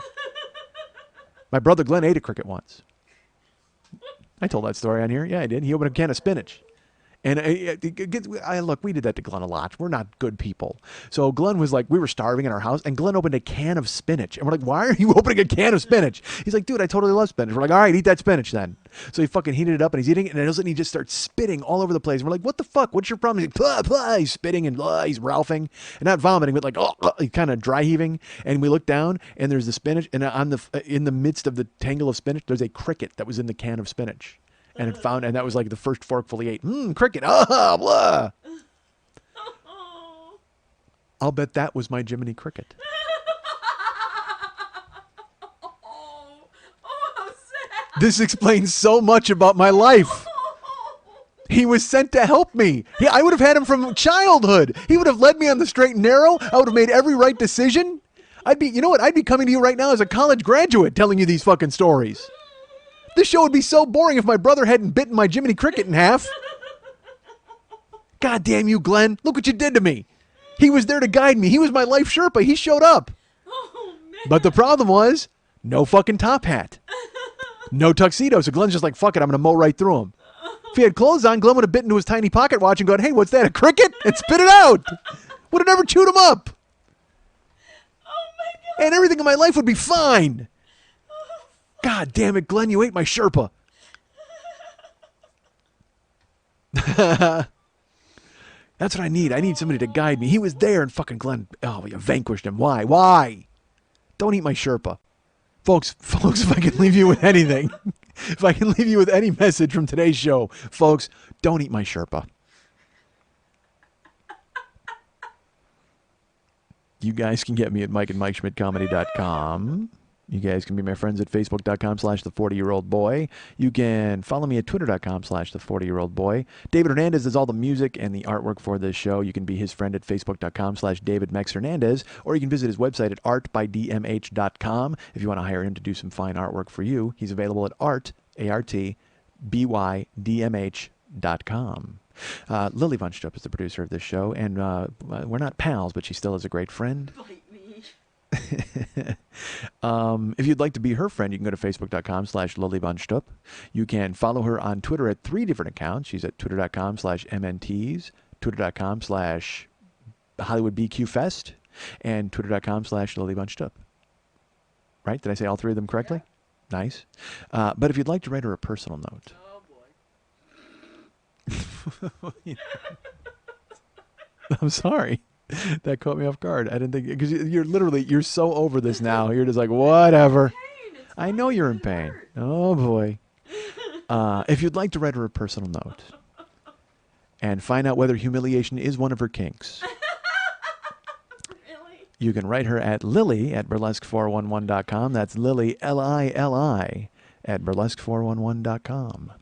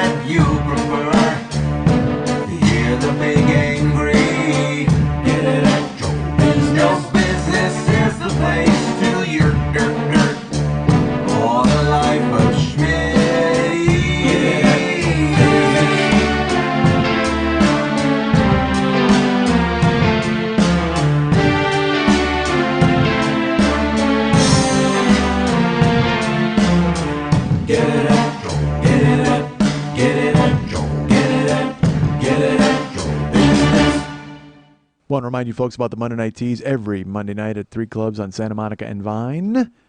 It is the greatest burlesque show in the history of Los Angeles, in the history of Southern California. It is the hottest. It is the sexiest. It is so amazing. And I love going. And my friend happens to produce that show. She's a good friend of this show as well. Again, not a pal, really, but certainly a friend.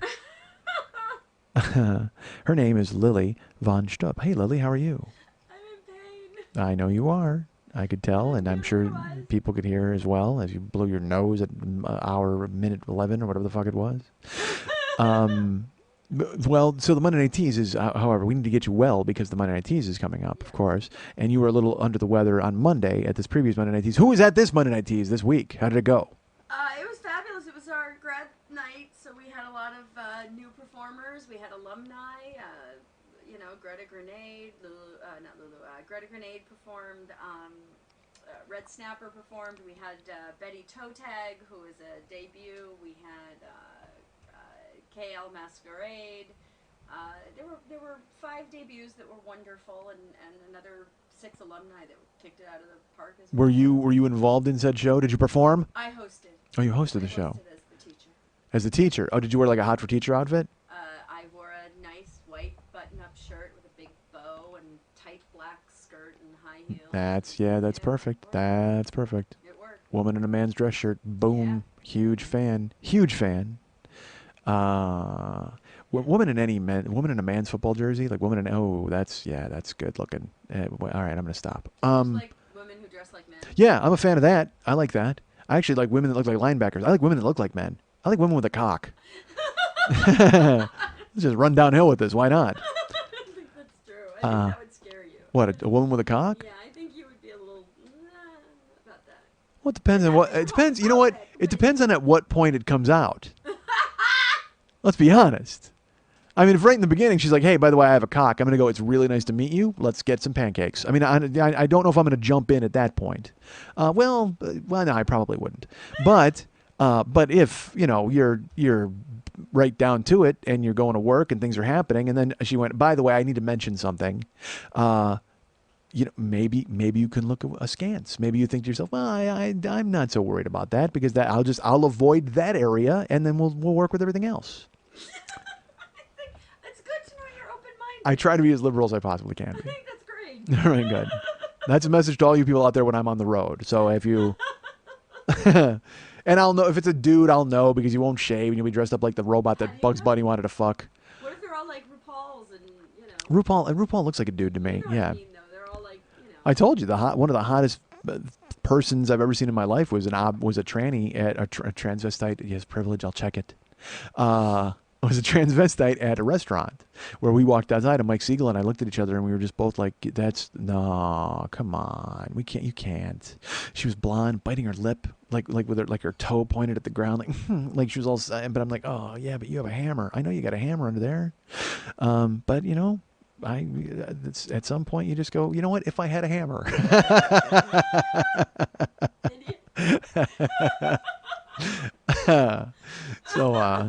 So would it scare me? No, but I like because you try to be as smooth or whatever in all situations. I mean, I wouldn't be like fucking Ralph Cramden or anything, but hamana, put that thing away. What? But I think I'd try to just be like, wow, that's nice. You know what I mean? And then I would just pray it wasn't bigger than mine. That would be the only thing because I would already be shamed at that point. But we're talking about you right now. Because we're talking about the Monday Night Tease and how amazing it was. And you were dressed up like a teacher, and that was fun, I'm sure. And then the show coming up this week is a special show, a theme show, a regular Monday Night Tease brilliant show. The final show of September. Lots more sex. We've got some fan fiction Star Trek tentacle porn happening. Oh, my word. We have Sienna Sinclair stripping in her kitty number. We have... Hold on. Let's talk about that for just a second. Yeah? Sienna Sinclair. Adult star. She's a bit of a porn star. Bit of a hottie. I will say that. I'm going to say this, folks. If you go right now and Google Sienna Sinclair naked, I like vaginas. I don't think that's any surprise. I mean, I like women too. I like everything. Look, I like the vagina and the box it comes in. I like everything that's attached to it. But but vaginas are beautiful to me, and I will say that picture of Sienna Sinclair on the beach, that is a really good vagina. That is a really good looking vagina photo, to the point where I wonder if she went and found a photographer who specializes in vagina photos, because the rest of her looks good too. I won't lie. But her vagina pops off the screen in that photo, where you're just like, that is awesome. It's like if you had a pop-up book as a child, and you were to open it up and bang, there's Sienna Sinclair's vagina. It could not have looked better. I'm a fan. I enjoyed it. I will let her know. I tried to let her know, and she ignored me like a motherfucker that night at the bar, because I could not get to her because she was being cemented by Beanie in the Suit. Beanie in the Suit. It was terrible. All right, so Sienna Sinclair, and also Sienna Sinclair, does she run that meetup group? Yes, she runs the Naughty Guide to L.A. There's a thing called the Naughty. She wrote the Naughty Guide to L.A. And she's working on a Las Vegas one right now. She's a great friend of the Monday Night Teas and a really good friend of Lily's, and she wrote the Naughty Guide to L.A. So she has a thing called the Meetup Group. Now I think you guys know that I'm, as I've mentioned, my egg chef quit, so I'm looking for somebody else to make me eggs. So Lily forwarded me an email a couple of weeks ago, and it just said bondage. Now listen, I get a lot of emails from a lot of people, but I have to be honest with you. If your header is bondage, it's getting opened immediately, if not sooner. Not that I'm into that sort of thing. I wouldn't know if I am or not. I've tied someone up. I'm not even gonna get into this story. Never mind. I want to hear this. There's been some rope play and stuff. And don't. So, idiot. But still, bondage from Lily. I know it's got to be something good. So I open it up. And it turns out that Sienna Sinclair has this Naughty Guide to LA meetup group, and she has a class that night teaching the ins and outs of beginner's bondage? Is that what it was? And the guy, I don't give a fuck about the class. Who cares? I knew a Boy Scout. I can tie a sheep shank. I'm fine. I don't need to know anything more about bondage other than a sheep shank. That's it. If I want to learn knots, I'll go to a Boy Scout class. But it wasn't taught by Sienna Sinclair, but she was going to be there. And then was she a dom or just a dungeon master, or I don't know. I think she was a cleric with 100 charisma points. Yes, there you go. And she and her mage were going to be conducting this class. So and so you would learn how to do bondage, but I started to read it. I'm like, well, part of me is, because I'm doing nothing these days with myself, and I want to stick my dick in something. So I'm reading it, and the best part of it was after the bondage class, it said you can stick around and play, which is the word they use, jerks. You can stick around and play with the people from the class. And it said that women would be in charge of showing the things that they learned on guys in the class. They said you can come as a couple, or if you were single, you could pair up, and then the girl would tie you up and do a bunch of crazy shit. And I was working that night. But I told Lily, I think I want to do this. Because you know what? I was going to do it just for the fucking story, okay? Just to come here and tell you guys about what the fuck happened. But here's what stopped me from doing it. I read the comments on the meetup board page. And the comments were basically 1,000 guys saying, oh my God, I'm going to show up and bring my cock. Like, it was just, basically that's what it was, really. It was a bunch of dudes who were like, oh my God, you're so pretty. Oh my God, where's this going to be? And then and do you take single guys? Can single guys come? Can single guys please show up? Can we do something with single guys? Will you bend me over and put something in my ass? I mean, it was just. And again, we are all wondering if you're going to bend us over and put something in our ass. We understand. You don't put that on the message board. That's a question. That's an in-person question. All right. That is absolutely an in-person question. You don't have to write in a message board, will you bend me over and put something in my ass? That is something you broach in person, face to face. Because if you just type that, you look like an animal. However, if you've gone through a bondage class and you're getting tied up, you look at someone and go, I was wondering if you're going to be bending me over and putting something in my ass. It's a natural question in that situation. But if you're at home and you just fire that off from your fingertips, people are like, no, psycho, you can't come to this. Stay home and put other things in your ass. So I bailed. I wanted to go. I was desperate. Like I really, because again, for the story, I even told Lily, I go, I'll go just for the fucking story.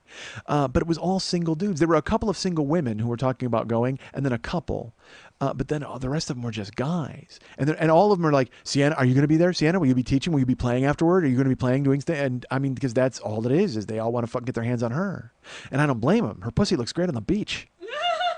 And then the class is in some secret location, like you have to sign up, and then there's a secret knock, and they tell you what time to show up, and there's a side door if you're a single dude, and all that. And I'm just like, look, I'm not sure if I'm ready for this clandestine trip into the. All of a sudden, it's me and I'm serious. I've been in gay Vietnam before. I don't want to show up at some side door and have to deal with machine from fucking 8mm. Machine. Oh my god. So, yeah, I just pictured me showing up, and then Sienna Sinclair's in the front of the room with like 37 dudes, and I'm just sitting there like George C. Scott in Hardcore, going, "Oh, God damn it!" So I didn't go. But Lily's like, you should join the meetup group. But here's why I didn't. Because then after the event, I went back to see what anybody had to say about it. And it turned out there were no women. It was all these single dudes. And there was one couple, and they had fun, of course, because they were a couple. And then the rest of it was dudes just complaining about how there were no women there, and they were disappointed. And then some guy was talking about how he couldn't understand why Sienna wouldn't play. Like, just everybody bitching. Like I'm like, really? Even in the disgusting world of horrible underground sex, you guys are bitching on a message board? So I was just like, oh, so it's just the internet. That's all it is. It's just the fucking internet all over again. But I got to join that thing, right? I mean, I have to, because there's got to be something good. But then I looked back on their other events, and it's always swing stuff with couples. Well, I'm not a couple. I'm a me. So they're not going to want me to show up, and they're certainly not going to want Mike to show up. You know what? They might let Lenny's brother show up, but I don't know if they're going to want Mike to show up at all. As I fucking fume and stomp around in circles around a daisy chain. So yeah, I don't know. I may join that, and again, like I said, I would join it just for the fucking stories.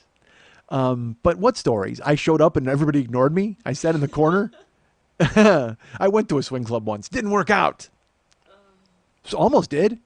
Thought it was gonna. Fucking Dwayne.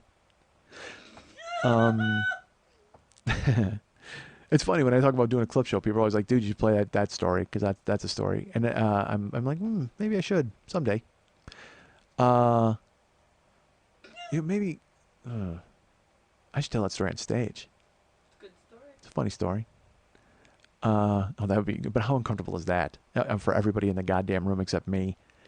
See, because you know what? When I was doing stand-up, I've talked about this on here. I never talked about sex or having sex, even though I'm a fucking. That's kind of really the only reason I'm breathing is for that. Because I'm really interested in it. Really interested in it. You guys aren't. You didn't have to go to a meat fest. So wait, what meat fest? What are you talking about? At the bondage thing. Oh, I would have gone. Well, yeah, I can't. But that's a bunch of dudes. You know what I mean? I believe me. I've been in a room filled with dudes and sexual tension. It's not fun at all. So I never talked about it on stage because to me it was disgusting, because I was this fucking monster who's 400 pounds, and nobody wanted to hear about me getting laid because that's fucking gross. And it would turn into inevitably, oh yeah, you get laid, and how do you do it? And I didn't want to deal with hecklers and bullshit and none of that. But now, that's all I do is tell stories about that. So I'm kind of at a point where I guess maybe I could do that on stage, right? Because I had thought about that anyway when I would go on the road. Because, these shows coming up, which I'll get to in just a second, I don't know what they're going to be. I don't know what I'm going to talk about. I have no clue yet. I know it's a little late in the game. Buy those tickets. But I'll make it through. I'm sure I can talk about something, right? We'll figure something out. But I'm still in my head about it, about a few different things. But I wanted to schedule 3 nights in a city and do birth, sex, work, you know what I mean? Or birth, school, work, death, or birth, and then do all stories when I was a little kid, all sex stories, and then all stuff about my jobs. And those were, again, grandiose ideas. I'm barely selling tickets for one fucking show, so I got to shut up. But that was an idea I had. But I was going to do a whole night of just like telling sex stories. But I'm like, dude, that just, because I have a wholesome audience. I have people who come, they bring their kids. It's a fun atmosphere for children. So I don't know. We'll see. Who knows what'll happen. But so the Monday Night Tease is coming up with Sienna Sinclair, Yes. who has a very attractive vagina and will try to get you into a room of bondage with 100 dudes. That'll be fun. I don't know that that's what she'll be doing. Maybe. So are you performing on Monday? That's up in the air right now, depending on how my sciatica. I was going to say, if you say yes, I'm going to tackle you. I would have been so fucking mad if you would have said just yes. I'm hoping to, because it is the end of September and I opened September by performing, but I can't guarantee it. This September was kind of a whiff. No, I brought out fucking hot all month For you, long. just for seeing you perform because you got sick. Well, no, I actually performed 7 times this month already. Oh, that's right. Other shows besides your own. I Yeah. just didn't always perform at mine, and I have one more show this month. I just don't. I don't want my Lily to be sick during September. That's the time of it's I'm that all month. stripping. All right. Well, good. Everything below the waist is kaput. Oh, you're so tired. All right. So, folks, go to the Monday Night Tease this week and see the end of September with a lot of dirty people and a lot of dirty and acts. I may show up. I don't know. But You should show up just to see Amy Amnesia, who's making her debut with us. Amy She's Amnesia? She's a blockhead from Freak Show Deluxe. Oh, I'm out. I don't like that No, stuff. It's hot. No. If a girl's gonna have a hammer, I'd rather it be under her dress than her banging shit into her skull with it. No thanks. I don't get fucking Mr. Lifto and none of that bullshit. Hey, watch me pull up a car with my balls. No thanks. I got. She doesn't have balls. Yeah, but she's gonna jam shit into her skull. No thanks. Oh, I'm not. I can't see that. Now you chased me away. Nah, it's gonna be hot. I'm just gonna close my eyes and think of Sienna Sinclair's vagina the whole time that chick is nailing railroad spikes into her ears. The fuck. I was gonna come. I was actually in my head. I was like, well, I could. Well, but part of me doesn't want to come because Sienna Sinclair was so fucking awful to me when I saw her that last time. Wasn't awful to you. She was busy. She wasn't busy. I got introduced to her and she went, ugh. Like she actually said that. Like in a comic book panel, like you would have it drawn over your head with a balloon with UGH and an exclamation point. She did that and rolled her eyes at me. You were not there. She absolutely did. She kind of was like, ugh. Because that's what made me think that she was the one who heckled me and I buried her. So I was like, if you're the one that I buried when you were heckling me, well, then that's your fault for heckling me. But she just kind of went, ugh. Like it was like I was like a bug. I think she was reacting to something other than you, and you happened to be there. I think Bug was on my shoulder. Bug and the Fat Man. She didn't care. That's what it was. She saw Bug. I shouldn't have brought Bug to the show. He creeps people out. Wait in the car, Bug. Fat Man will take this section of the stakeout. You wait outside and see if anything bad happens. Oh boy. If anything goes down out here, chirp. I'll hear it. Bug and the Fat Man. You're dirt. All right, so the Monday Night Tease shows are available right now at brownpapertickets.com. Go ahead and search those and buy tickets and check those out and have fun. The final show of September is coming up. Plenty of shows coming up in October, of course, for the Monday Night Tease. Theme shows. I know Meat Fest is coming back very soon. That'll be exciting, right? You're shaking your head or no, yes? We're trying to confirm it for November. Shh, I said it's very soon for a reason. Working on it. All right, we're trying to confirm Meat Fest. And then, if you're holding on to your burlesque dollars for something extremely special, let me tell you about the Hollywood Burlesque Fest. Aww. Yeah, it's amazing. It's going to be so great. The first burlesque fest in the history of Los Angeles and Hollywood and Southern California. And my friend Lily Von Strupp tirelessly working to put that together with her friends Vivi and Red and everybody else who's contributing and helping. I understand you announced the performers. Yes. This week, and some big time names and some other people got in, which are some local people and some people Wonderful from. contestants performing, amazing headliners. It's going to be a wonderful weekend. Here's a question: Yes. will anybody there be banging shit into their skull? Yes. What the hell? I'm out. Yeah. We have a variety category that we have. So we have a variety of people have, banging shit into their skull. Yeah. Oh. Yeah. Or We have a duo competing that is a whip act, a stripping whip act. oh, that sounds fun. Yeah. I would want to see that. Maybe I go to that. So yeah, we were really delighted at the acts that people submitted because it wasn't all gloves and gown acts. There's actually a really good variety of burlesque styles being represented. I'm really happy with the festival. I think it turned out amazing. Good. And your judges did a good job of picking contestants. The selection committee was awesome. Yeah, they worked hard. They viewed over 150 videos that were a minimum of 4 minutes long. Wow. Yeah. Jesus. That's a lot of video to watch. That's like so. All right, so they're 4 minutes long, 150. So that's 600 minutes of video. Yeah. That's like listening to a week of this podcast. Yeah. Well, good for them. Hours, right? Yeah, that's 10 hours. 10 hours. 10 hours of 10 hours of chicks taking their clothes off. Yeah. I'm in. 10 hours of people banging shit in their skull. Out. 10 hours of a blockhead. No thanks. Well, good. So the Hollywood Burlesque Festival right now, if you go to HollywoodBQFest.com, HollywoodBurlesqueFestival.com. You can go check that out, and there's all sorts of information about tickets, and there's going to be a hotel thing happening, and then all sorts of sponsors and gift bags and fun, and tickets are available now for sale. And we've already sold some tickets, and I say we because I'm speaking for the royal we, for our friend Lily. I am not involved. I do not run it. I will not take any credit for Lily's success. She is the driving force behind this, and I don't want to go ahead and steal any of her limelight. So the Hollywood Burlesque Festival is coming. Buy tickets. Have fun December 5, 6, 7? 6, 7, 8, 9. 6, 7, 8, 9. The 9th might be at the Tees. The 9th is at the Tees. It's at the Tees. It's a closing party. It'll be a fun thing. And I've been to festivals for comedy, and there's nothing more fun than the final day because it's the last day of school, and everybody gets a little crazy. And then next thing you know, Sienna Sinclair's vagina pops out. Boom. Look at that. Great show. And the fact that that's going to happen means we leave Bug in the car. That's funny. He's easily offended. What's that, Bug? I can hear some chirping from down on the street. He's staking out the building, the neighborhood. I don't understand how he exists when your brother ate him. Is it Ghost of Bug? Look, I don't ask any questions. Okay, the timeline's not working, but I'm suspension of disbelief. You have me back. How's Bug? The department assigns me a partner, and I have to work with them whether I like it or not.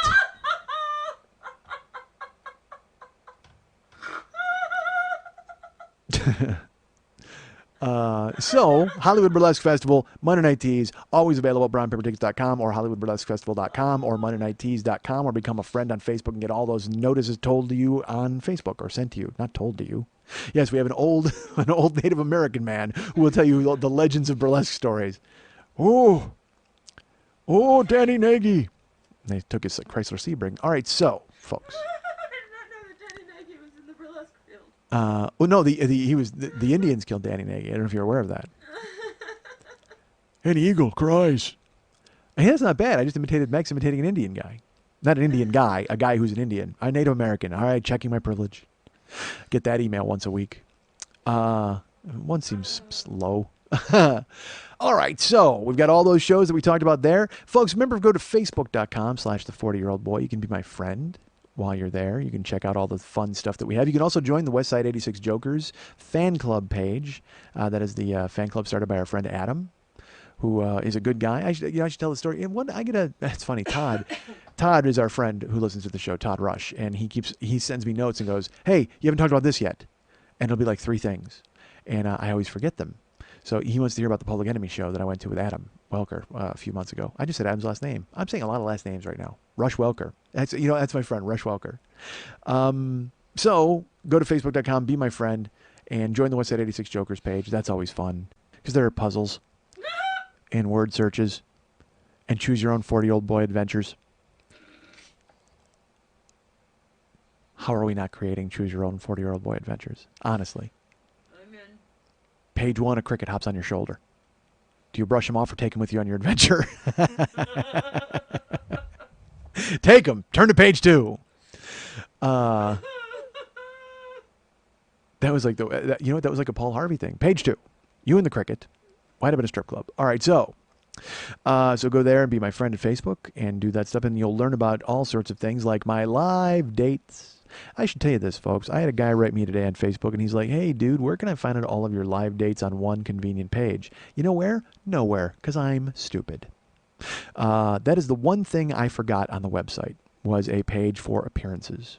And I've talked to David about it, and because, unfortunately, when I have an idea, I go, "Hey, that's a great idea. Why don't I call David to do all the work?" So I called Max, and I'm like, "Dude, I would love to think about an appearances page." And he's like, "All right, well, it goes on the list of a billion things that we have to do." So he's thinking about it because we have to get the artwork for it and things like that. But and in my mind, I was like, well, I'm not doing enough live things to justify it, and I do it through Facebook. But there's a ton of people that don't use Facebook, whatever. So we're working on it. Hopefully on my website. I should just do it in the blog, honestly, because I have a fucking blog, and I should just do it and leave it as the post up top. But I'm stupid. But I will do it eventually. I promise. Or I'll make Max draw me. Max, paint me. It's awesome.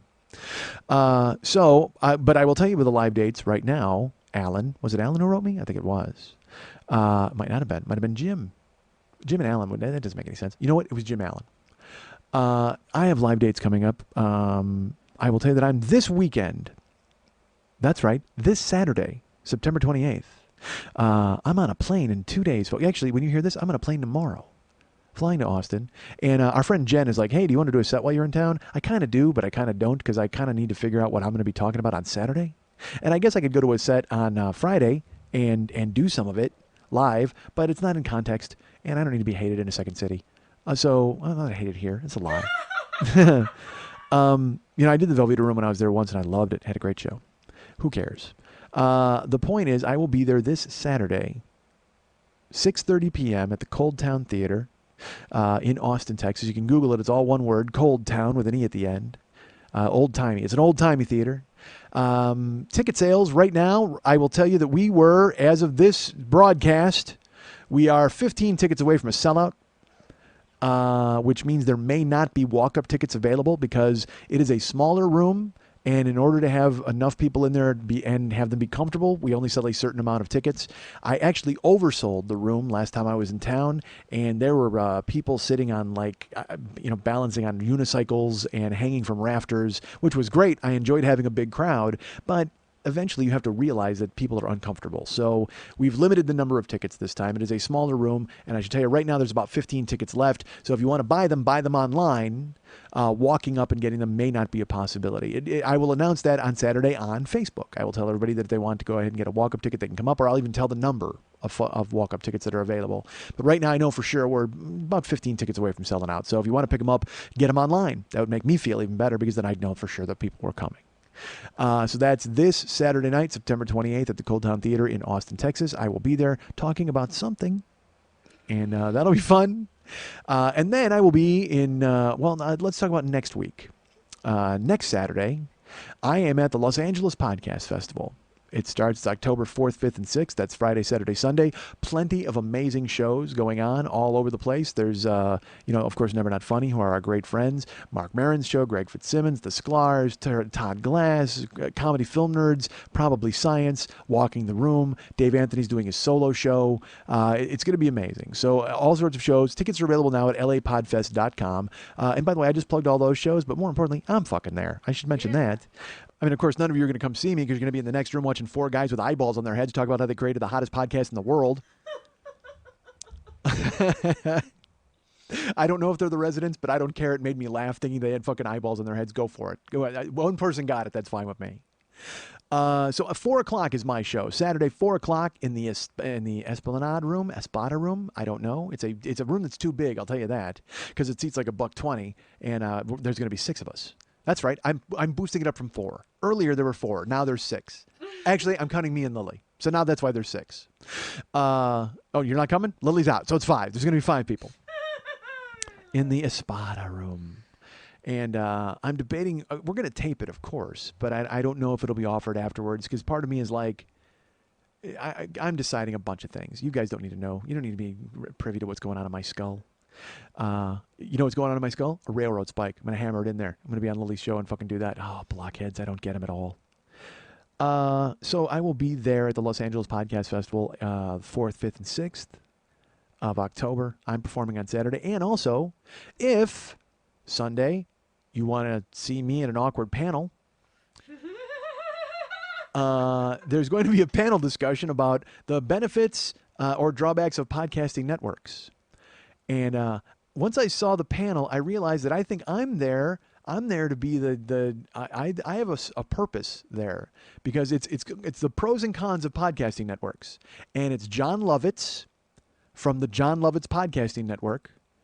And I think his name is Mike Bertolini from All Things Comedy Podcasting Network. And me. Guess what part I'm supposed to play? So we'll see what happens. But it's hosted by our friend Christine Blackburn, and by our friend, I mean a girl I met 6 years ago. But she's going to be great. She has Storyworthy. That's a good show. And maybe I can make a contact with her and get on Storyworthy and go in there and tell a story. Who knows? I don't know how they run their show. It sounds if it's, you know what? I have to make sure that Christine decides that I'm Storyworthy. Maybe what if you do that? Every time you do her show, you have to sit in a room with her and tell her your story first. And then she either stands up and gives you the thumbs up or the thumbs down and you get dragged out by the guards. I don't know why Storyworthy about a castle. It's just a podcast. Seems like a lot of overkill. So that's Sunday at noon. Me, John Lovitz, the guy from All Things Comedy, and Christine Blackburn talking about podcasting networks. And me, it's the only day I will meet John Lovitz in my life because I will alienate him in such a way that he will never want to speak to me again. I guarantee it. So what that's. If he falls in love with you and says, "You need to join my podcasting network"? I don't think he would say that. I think he would say, "You need to join my podcasting network." That was the worst John Lovitz ever. It was. It was pretty bad. Well, I don't know. Again, we'll see at the end of the discussion. Go, what are the benefits of joining the podcasting network? Well, I may do that early in the show. I hopefully at the end of this podcasting debate, this discussion, I will have all the information I need about podcasting networks. In that, I will know how quickly they walk away from people when they don't want to be associated with them any longer. So that's Sunday at noon. And I also recognize that you guys will never come to that show because you will be at the panel next door where 4 guys with eyeballs in their heads are telling you about how they created a fictional town and tell you all about it every week, twice a week. I don't even know if they hide their identities. I don't know anything about these guys. All I know is I was booked and I was going to be against walking the room and all this stuff. And everybody's like, dude, that's going to be so hard. And they were like, we're going to fix it. And then they decided to thrust the hottest podcast in the world at the same time as me. And not only that, the next day against my panel, which nobody's ever fucking coming to anyway, but just to make sure, just to throw the final ash, just to throw the final salt in my plow fields. Is that what you do to kill crops? You throw salt in there? You salt the earth, right? Yeah, salting the earth. To fucking make sure I can never grow corn again. They got fucking Welcome to Night Vale against me again on Sunday, for fuck's sake. And even the fucking draw power of a John Lovitz, even the huge name of a Mike Bertolini is not going to draw people away from 4 guys with eyeballs on their heads talking about a fictional town that they broadcast twice a week. I got no shot. None, baby. But if you find yourself thinking, well, I wonder what's going on in that other room. And Welcome to Night Vale is only like 30 minutes long, so I'm sure I'll be still talking at the end of that. If I haven't stormed their stage. God damn it, I want to do a podcast fight. How awesome would that be? Why do podcasts have to be fucking docile? Let's brawl. Let's fucking throw down. Let's not. I'm old. My show is at 4 o'clock on Saturday. That's the 40-Year-Old Boy podcast show. There will probably be a sign with my face on it. If there's not a sign with my face on it, look for a sign with my name on it. If there's not a sign with my name on it, look for a sign that says Esplanada or Esplanade or Espada. And then go in that room and sit quietly until a fat guy starts yelling. So that'll be fun. So that's next week, the 4th, 5th, and 6th of October. Remember the 4th, 5th, and 6th of October. And I will be there talking on both days. Well, I might go on the 4th. I still haven't decided if I'm going to go there on the 4th, because I have to be home on the 4th for something special that I'll tell you about later. It's nothing special at all. It's absolutely nothing special. I should just tell you now. Did I talk about DirecTV on here? Oh, I was trying to change things, and I called them, and they wouldn't let me, and it turned into, they're like, we have no customer retention department and all this bullshit. Well, fuck this, man. I called 3 times. And was told there was no customer retention department, so I had to cancel the Sunday ticket because, I'm like, that's a ton of dough that I don't need to be paying because I'm never home on Sundays. Now I'm working all the time. And they said, fine, we'll cancel it for you. And then I get my bill, and it's still on there. And so I pay my bill without that. I don't pay the Sunday ticket, figuring they get the message. I then get a red letter notice telling me that I'm about to be shut off. Now, mind you, I paid my bill other than the DirecTV fee, which is like it's $36. But I paid the other amount, the other $100 that I owed. They send me a red letter email that tells me my service is about to be interrupted and stopped if I don't pay this other $36.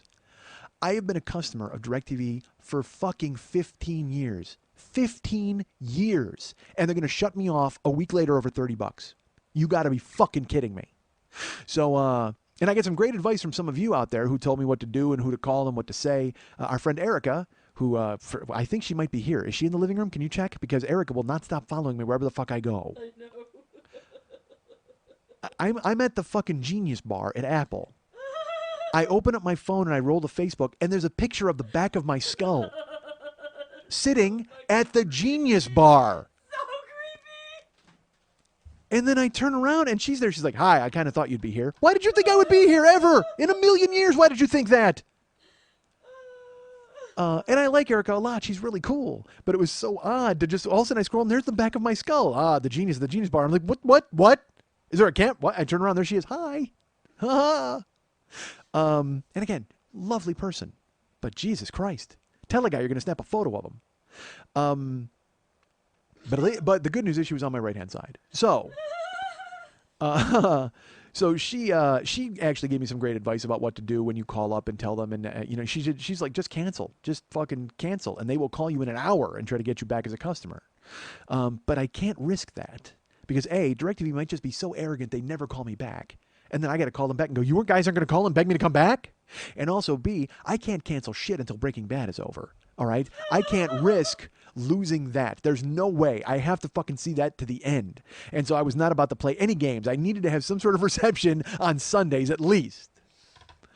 So I finally said, I got the red letter notice. They were going to shut me off. I had talked 3 times. The 3 different people told me there was no customer retention department. And I finally said, fuck it, Hail Mary time. So I called up DirecTV and I got whoever it was on the fucking phone. And she's like, hey, can I help you? I said, listen to me. I got to talk to you. Which is never a good way to start for the person on the other end of the phone. I said, I've called you guys 3 times. I've been a customer for 15 years. She goes, it shows here that you've been an excellent customer for 15 years. I go, great. I'm glad it shows that. Nobody else seems to care there other than you and I. I've been trying and trying and trying to get this fucking removed, and I spilled it because it's like, you know what? If you're not taking care of me, you're going to get the avalanche. I'm going to open up the trap door in my face and just unload all over you. I'm just gonna complaint bukkake you, and you're gonna be fucking wet and sticky at the end of it. So that's what I did. I let her have it. I told her whatever. She goes, oh my gosh, sir, I'm so sorry. 15 minutes later, whizzing arms on the clock. And she goes, I will take care of it. So she goes, I will immediately remove this and take off the late fees too. I said, good. So she did. She took all that off. She goes, and we do have a customer retention department. I said, I was told you didn't by 3 separate operators. She goes, I don't know what they were doing. I apologize. I will get you over there right now. I go, do not lose me. Do not cut me off. I don't want to call back and have to explain this. And she goes, no, it's fine. Hold on. And then she came back. She's like, I'm talking to customer retention now. Hold on. I will transfer you right now. I get to customer retention department. And guess where they're hiding the good people on the phone at DirecTV? The customer retention department. You know why? Because they don't want you to fucking leave. So once you crack the first line of defense, all of a sudden, it's like getting over a moat. There's a moat filled of shitheads with fucking headphones on who tell you no, no, no, no. And if you can just get the drawbridge to fall down and walk into the fucking castle, then you and fucking Princess Bubblegum can have a great afternoon. It's fucking fantastic. If you can get past the Gumball Guardians and just get into the castle, you're fine. You're golden. You're perfect. So that's what I did. I get into the fucking castle, and I start talking to this dude, and I don't know... he's part robot. He had to be because he was so well versed. Not only he was good on the phone and he talked to me and he was really nice and he seemed concerned. I'm sure it was bullshit and phony, but who cares? All I care about is that you pretend that you're concerned and you fix my problem. So he starts running off numbers, like firing numbers and plans and this. Here's the way we can do this. Here's the way we can do that. Because I told him I go out of town a lot now. I'm not home. I don't use the TV. I said, dude, I watch Dragnet, food shows, and football and UFC. That's it. And Adventure Time, obviously. So he's like, well, you know what? Here's the thing you can do. If you're traveling a lot and you're off, he goes, you just call us before you leave. We'll turn your service off. And then when you come home, you can call us and turn your service back on. It's great. It's really kind of bare bones and it saves you money. And I go, look, I hear what you're saying, but that's bullshit. I said, if I have you guys and I'm subscribed to your service, why do I have to call and turn it off and call and turn it back on? I want to come in my house and sit down and watch TV. All right? I'm trying to figure out a way to save money so I can still watch TV. The last thing I need to do is call you guys and check in like you're my goddamn TV parents. All right? I don't want to get grounded by DirecTV. I just want to make sure that I can fucking save some dough. And he was really nice. He's like, no problem. I totally understand it. Just throwing that out there, but that would be the most bare bones and save you the most money. Let's do this. So we start whittling. We start taking this off and this off and this off because I still have 2 TVs. I should tell you that. I got a TV in the living room and a TV in the bedroom, both with DirecTV, both hooked up, and I'm paying for both receivers. Because in the bedroom, that would be where my wife would go if I was watching football or something else, and also it would be a room where we would tape backup stuff. So if something didn't tape in the living room, we could tape it in the bedroom, whatever. It was that was the way it worked. But I don't fucking need it. I barely watch the TV in the living room. So he's like, well, we can take that out. We can take this out. We can do this. We can do that. And I said, well, they canceled Sunday Ticket. He goes, you know what? I can throw in Sunday Ticket for free. So, because that's their thing. That's their thing. Is it like literally that's the fish hook they bait. They bring in. Everybody gets DirecTV for free if they ask for it. That's kind of a secret with DirecTV. If you call up and kind of make some noise, they'll give it to you. Wow. For a year. Next year you'll have to pay $270, but that's the way it works. So so the bottom line, again, I'll spare you, but I'm on the phone with him for an hour. And I'm furiously taking notes. I've got a sheet of paper at home that I'm waiting for Matt Damon to come by and solve. Okay? because it is covered with equations and bullshit, and it is nonsense. But I know what it means. I know what it means. I'll just tell you this. I was paying $100 a month for my channel plan, 2 TVs, 2 receivers, and the service plan. And I know you're thinking, oh, the service plan is always a ripoff. Yes, until the one time you need it. And then they come immediately and they fix everything. They don't fuck around with that, which is great. One time I was at my house, I think I told this story, I was standing outside my apartment and all of a sudden, clang, my satellite dish fell off the roof and landed next to me. And I just looked at it. It missed me by 2 feet. And I looked at it and I walked in the house and I immediately called DirecTV. My satellite dish almost hit me in the head. And they were there the next morning. So they don't fuck around. So I was paying $100 a month for the service plan, 2 receivers, HD on 1 TV, and then my whatever the fuck, two channels, 2 TVs, whatever I said I was paying for, and the service, And you were paying for the ticket. and the DirecTV, and the Sunday ticket was 5 installments of $30. Okay, so that's low. It was more than that. It was like 5 installments of $40. It's high. It's $250, $260. By the end of the phone call, with discounts they gave me and all this stuff, here's what I wound up with at the end. He goes, well, I should say this too. He goes, you've been a customer for 15 years. I go, yeah. And he goes, have you ever upgraded your equipment? I go, what does that mean? He goes, have you ever upgraded your equipment through us? And I go, well, no. I said, I have TiVo and I have a DirecTV box hooked up to the TiVo. And I go, and I like TiVo, so I've never, he goes, where'd you get your DirecTV box? He's like, I bought them at Best Buy. He goes, so you've never gotten any equipment from us at all? I said, no. He goes, do you know what the Genie is? I said, no, I have no idea what that is. He goes, it's the commercial where you see that you can record 6 shows at once in one room, and you can flip around and still watch shows while you're doing that. And it's just, and it also, it services this and it jumps here, and I guess it's crazy. And I said, okay. And he goes, well, that's our top of the line equipment. We just invented it. It's just out now. And I said, okay. He goes, I'm going to give it to you for free. I said, what? He goes, yeah. He goes, for 15 years, you get equipment upgrades. You've never used them. So I'm happy to give that to you for free. And we'll come out and install it and we'll show you how to use it. I said, all right. And then he's like, well, you like this, we like that. And we're negotiating. And then finally, I've actually felt like a grown-up because I'm negotiating. And I went, you know what? Let me stop you there. We're talking, right?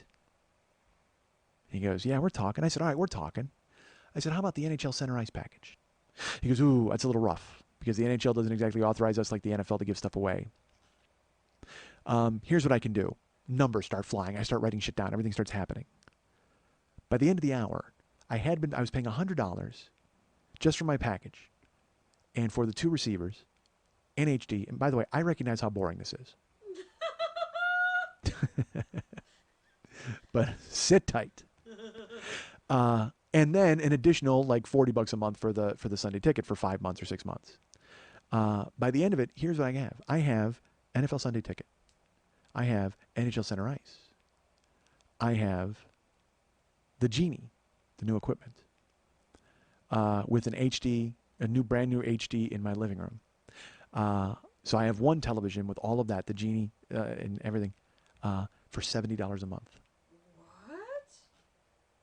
Not only did I save $30 a month, but I got the ticket, I got the NHL package, and I got the Genie, all on top of it.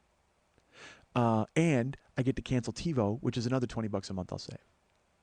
Dudes, I felt like a man. Like I wanted to run out and kiss a nurse in Times Square. I felt fucking amazing. Because I don't do that shit, man. That was the shit my wife did. My wife was the one on the phone with those guys and negotiating. Because, again, I don't know anything about the spaghetti behind my fucking television. I got no clue. So the best part of it, they're going to send a dude out in a blue shirt, and he's going to disconnect everything and reconnect everything, go, this does this, and this does that. And I'm going to go, great, thank you. And then I'll take him out and I'll kiss him in Times Square. Why not? Why not? He's earned it. So victory for me. And I know a lot of you are still like, well, $70, that's still high. I don't care. Look, it's worth $70 a month to me to watch Dragnet every goddamn day. Folks, this is the city. Los Angeles, California. I work here. I carry a microphone.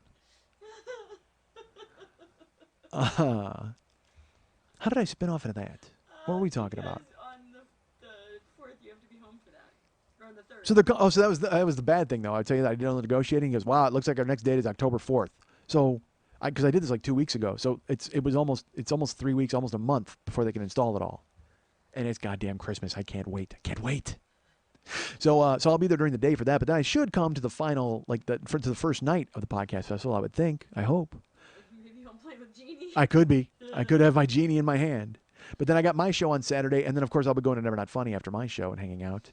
And then Sunday I have my panel, which will be great, but not as great as my show in Seattle, October 19th. That is Seattle, the Jewel Box Theater at the Rendezvous, at the Rendezvous, Ed Atta. I'm all excited because the Pirates made the playoffs. Ed at the Rendezvous. That's the Jewel Box Theater at the Rendezvous. Tickets are on sale at brownpapertickets.com for that show. It is October 19th, Saturday night. I believe the show's at 7. I don't know what time I schedule it. I'll have to double check. But that show will be fun in Seattle. I've been there before and had a great time. So please buy tickets for the Seattle show. Some of you already are. Thank you. I appreciate it. And I'm excited to come to the Pacific Northwest and have fun and do that. I should tell you this. I was looking to do a show, because I write people all the time and try to book a theater in places. And then I was very close on, I'll just tell you, I was very close on Richmond, Virginia. And then for some reason the woman said no. Like it was everything was done and looking good. And then 2 days later she was like, or no, she's the one who never answered me. I think I talked about that on here. But I'll just tell you the city. It was Richmond, Virginia. And then another city I was looking at was Columbus, Ohio. I'd like to go to Columbus because I've been to Cleveland and I had a good time in Ohio. And when I sell stuff, I always sell shit in Ohio. It's a ton. So I wanted to go there, but then I wrote her 2 months ago, and I just received an email yesterday morning. Sorry, it doesn't look like we're going to be able to help you. Well, it took 2 months to decide. And then she's like, maybe late in 2014 we'll have something available. Well, good. I hope I'm alive. So, again, like I said, Seattle's on sale. Podcast Festival is on sale at lapodfest.com. Brownpapertickets.com has Austin. And also, folks, Saturday, November 2nd, Green Bay, Wisconsin. The Green Room Lounge. When I mentioned that there was nobody coming, some of you stepped up and bought tickets, and I do appreciate that very much. Thank you. It showed me that there is a pulse in Green Bay, at least for my show. And granted, we're still 5 weeks out, so I expect that there will be some ticket sales and things like that. And even if there's not, we'll have a great time. It's fucking Green Bay, right? Go out and get sauced, wind up with giant cheeses on our head. It'll be fun. So that'll be great. I'm excited to come to town on November 2nd, Saturday night, the Green Room Lounge in Green Bay, Wisconsin. Tickets are available now at brownpapertickets.com for that. And again, as I've mentioned, that is my farewell performance because Monday I will be beaten to death in a parking lot at Lambeau Field. So you'll definitely want to come to that show and see me off as I venture to wherever. Heaven? Is there heaven? I don't know. If there is, I assume they won't let me in because I was beaten to death in a parking lot at Lambeau Field. It has nothing to do with how you behave, folks. It has to do with how you die. It ain't about how right and wrong you live. It's how long you live. I ain't with the bullshit. I need more bitches. More hoes. Don't want to sleep, so I keep popping no-dos. Oh, my God. It's the nigger you love to hate. Fuck you, Ice Cube. Yeah, ha-ha. It's the nigger you love to hate.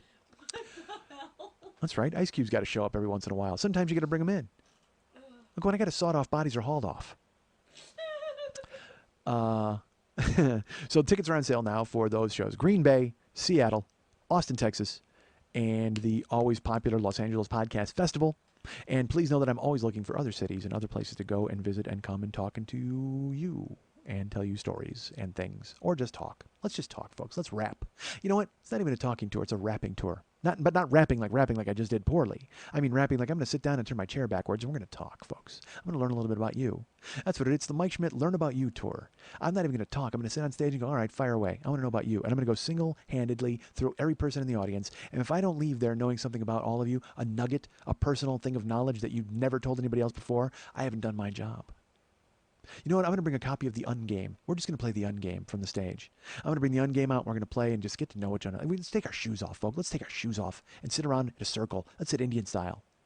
And maybe throw in some Duck Duck Goose. Why not? I'm not an animal. I'm not a monster, folks. But we'll play the Ungame. Go look it up. By the way, I know none of you are going to come to my show in Austin or in Seattle or in Green Bay because a block away, 4 guys with eyeballs on their heads are doing stories about fucking haunted towns. That'll be great. So, folks, Those shows are available and on sale. You can go to MikeSchmidtComedy.com and go to the Joe Business page for any and all things that you would need involving Mike Schmidt, including autographed artwork. Now, some of you have also ordered artwork. Now, our friend Paul I contacted via email to talk to him and tell him that it's just a process. I mentioned to David. David's going to get it to me and all that stuff. But there was another person who ordered artwork, and I contacted her to say, hey, I need to know exactly what print you want, because she ordered artwork but didn't tell me which one she needs. So I did send an email. Hopefully she'll check it out, and I'll write me and tell me. Otherwise, I'll be forced to send her one of each. So that's available at the Joe Business page. There's artwork available and signed and autographed by me and Lily and David. There are copies of Schmitty Comes Alive from last year's LA Podcast Festival, copies of For the Love of Schmitty, for the Life of Schmitty. I apologize, for the Life of Schmitty, which was from this past year's interlude. Tweakedaudio.com/40 has a presence on that page because they have sponsored the show for so long. My Amazon store is there. Click on the banner that says Amazon and then go shop, and I get something from it, I think. I don't know. I haven't found out yet. I don't really know how to use it. I just made it all red and black, and hopefully someday Max will go in and fix it, because that's what he does. He fixes all the shit that I screw up.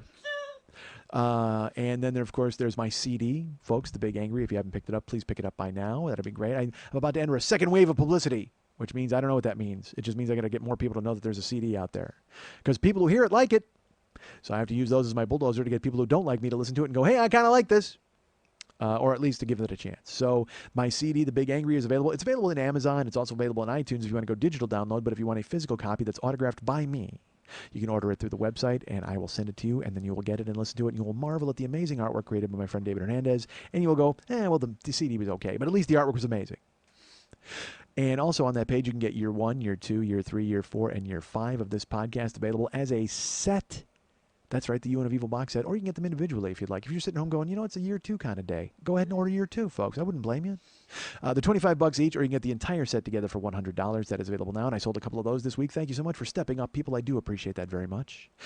You can donate to the show, make a one-time donation through the donation buttons in the upper left-hand corner of every page on MikeSchmidtComedy.com, or you can donate fixed amounts every month, $2 a month. $5 a month, $10 a month, or $25 a month. Those are available for you right now. Go click on the donation button. There will be a like box and give you all the choices you need, and you can go ahead and donate to the show. We do appreciate that very much. Thank you so much for keeping the show afloat and allowing me to be able to give Lily a tiny bit of money, and David as well, and Ryan and everybody else who tries to keep Mike Schmidt Incorporated afloat. It's not nearly enough. I want to be able to do more for them, and I will eventually. That is not a verbal contract. No one can hold me to that. That's all wishes and hopes. And if wishes and hopes were candy and nuts, wouldn't we all have a fucking Christmas? What is that? I don't even know what it is. Now, I've told you about my live shows. I've told you about Joe Business. I've told you about Facebook and Twitter and all those things. I want to talk about a couple of things real quick. I received terrible news yesterday. A great fan of the show, our friend Stephen Bray, passed away, and I didn't know that it was even at that point. Stephen, you may recall, was someone I talked about here on the show. He was a huge fan. I think he lived in Portland, and then he saw me there, and he came to Seattle as well. And he was a funny guy. It's like the greatest compliment I can pay a civilian. He actually made me laugh. He was funny, and he loved the show so much. He wrote on my Facebook wall all the time. He was engaged. He was a listener who made me think that what I did mattered. And early on, and it made me realize that there were people out there who liked what I did and cared about it. And Stephen was one of them. He actually listened to Never Not Funny, and then he came aboard on the 40-Year-Old Boy and was with me from the beginning. And he made friends with our friend Todd. And he at the time Stephen was dating Angie, and I met them in Portland and Seattle. There's actually a photo he took of us, and he wanted it on his Facebook page. Well, it just so happened last night I was awake at like 4 a.m, and in the sidebar on Facebook it said Angie quoted on Stephen Bray's page, and Stephen always makes me laugh, so I went to Stephen's page, and I read the quote, and I said, well, that's an odd quote from Angie, and I scrolled down, and I realized that sometime early in September Stephen had died. And I told you guys also that Stephen was not only a friend of the show. I actually talked about him on here once. There was a segment about him. Stephen, when he first went into the hospital, this is like 2 years ago, I thought that, what greater gift to a fan of the show than for me to call him out of the blue in the hospital. So I found his phone number on his page, and I called him up, and he answered the phone, and I'm like, "Hey, it's Mike Schmidt," and it was like he didn't. It was like, I guess it's not that he didn't care, but it was just like, the guy's in the hospital doing stuff, and I fully expected to get like bands and a fucking sousaphone and balloons dropping from the ceiling. But we had a nice conversation. But then I told the story on the show, and of course I amped it up for the podcast, and he loved it. He wrote me and he's like, "I can't fucking believe you did that. That was so amazing." And then he cut the story and he put it on YouTube, and he actually made a clip of it, and he was like, "This is podcaster Mike Schmidt talking about me when I was in the hospital," and he gave me a phone call, and he was so excited. So again, that was a couple years ago, and I didn't really pay it any mind because my experience is people go into the hospital and then they get better and then they leave. But I did notice that I hadn't heard from Steven in a while, and we hadn't had any talks. Usually he was good to put stuff on my wall or write me an email note. But he was in a fight, and I didn't realize it was a fight for his life, which he ultimately lost. So, so I can't dedicate a show where I talked about air swallows and all sorts of bullshit. I mean, although but maybe that's what he would want. I mean, because he was a huge fan of what I did and what I said and the things that I did every single week, and he would write me with his favorite lines from the show, and it always, because I'm a vacuum for love or admiration. So to have someone out there who is kind of hanging on your every word and then repeating them back to you, because again, I don't listen to the show and I don't know whether it's funny or not, even though it's bullshit. I know that it's funny. But to have somebody else think it's that funny and to write you with the things that you thought were funny from the show and pick up the little subtleties and all those things, that's what Steven did. And he was a good guy, and he was loved by all of his friends. And he was in the hospital in Seattle, and then he had to go to a different hospital. And I haven't told this story. I'll tell it now. I actually called him again in the hospital. This was over a year ago, because I found out he was back in the hospital, and I didn't even know what it was, fucking liver and sepsis and bullshit. Now, all I know is he was a big guy. If you see the picture of me with him, he's got this giant beard, and he's as big as me. He was just a big lumberjack looking guy. And then when he started to post pictures, as I called him the second time, he'd lost like 140 pounds. And so I called him the second time in the hospital, and I kind of knew then that something was up, because he didn't even have the energy to talk to me. Like I tried, and we talked a little bit, and it was really, because the first one was awkward just because it was out of the blue and he didn't know what to say to me. But the second one was much more awkward because I didn't know what to say to him. Because I saw him on his Facebook page and he didn't look good, and I wanted to reach out and tell him that it was going to be okay and everything was fine, and I wanted to joke around, and so I called and I was on, but he wasn't having it, and he wasn't having it just because life, it wasn't anything I had done. It was that he was fighting desperately, and no matter how much Patch Adams I tried to interject into his life, it just wasn't going to work. So we said our goodbyes, and he assured me, I will tell you this, he assured me at the time that we were talking that this was nothing, that he was going to be better. He was fighting a lot. He goes, "But yeah, this is just routine. I'm just back in taking care of it." And I said, okay. And that's why I didn't worry, and that's why I didn't pay attention, and that's why a year went by before I had to hear the news that he had died. So I don't know why I bring this up, only because it means something to me. Because all of you mean something to me, collectively, individually. I've been lucky enough to meet you people. I've been lucky enough to have food with you people. I've been lucky enough to talk to you people on the phone and look in your eyes. And I've been lucky enough to have your support all of this time. And I want you to know how much it means to me. Because as I've always said, nobody knows who the fuck I am. But as long as you guys are listening, as long as Steven was out there, as long as you guys like Todd and Valkyrie and Liana and Hannah and Jeff and John and David and everybody out there is listening, somebody knows who the fuck I am. And if you're on Facebook, go to Steven's page. It's Stephen Bray, B-R-A-Y, Stephen Bray. And I don't know what Zuckerberg's done. He's put a fucking combination lock on everything so you can't write on people's walls or you can't write them notes. I don't fucking know. All I know, if you can go and write something saying goodbye to Stephen or even reassuring his friends, do that on the Stephen Bray page. And if you can't, and now that I think about it, that's probably more than likely that you can't. If you weren't his friend, Zuckerberg won't allow you to put things on his page. Stephen was one of the first members of the West Side 86 Jokers. He's in the fan club. So why don't we just do that? On the West Side 86 Jokers page, let's, you know what? We can make hashtag everybody cares. Does that work? Does that work? Stephen Bray, and you can use his name and maybe it'll show up on his page. I have no idea. I don't know how it works. But for Stephen, let's just put Stephen Bray, everybody cares. And if you get the chance, go to his page on Facebook because, there's a photo of me and there's other photos and things that he was interested in. But most importantly, you should go to his page and look around because he's a kindred spirit. And he was in the inner circle when the inner circle was formed. And he loved something that you love. And you care, and he cared. Everybody cares.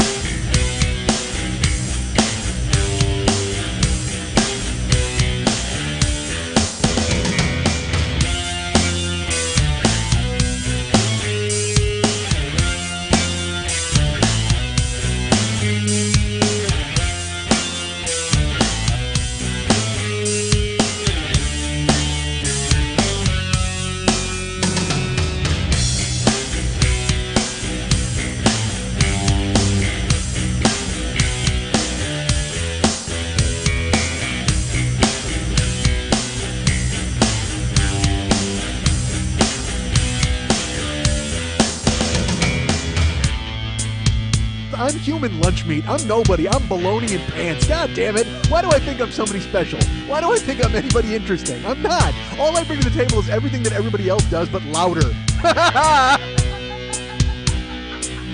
Don't hit snooze on me, motherfucker. I am a hilarious noise machine. I'm going to tell you this. You need to sit down and reevaluate your life if you can pull 2 midget Indian wrestlers out of your skull at any time. You know what? I don't even need you people here. Seriously, I do this. I love me. I don't give a fuck what you think, how you think. God damn it, I'm the greatest.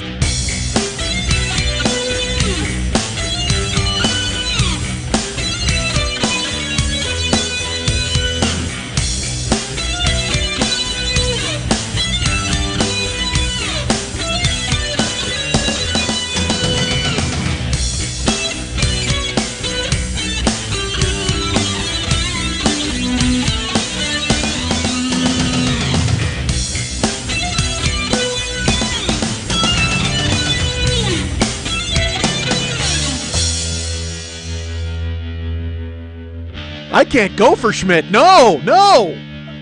No can do. No can do. No can do. No can do. No can do. No can do.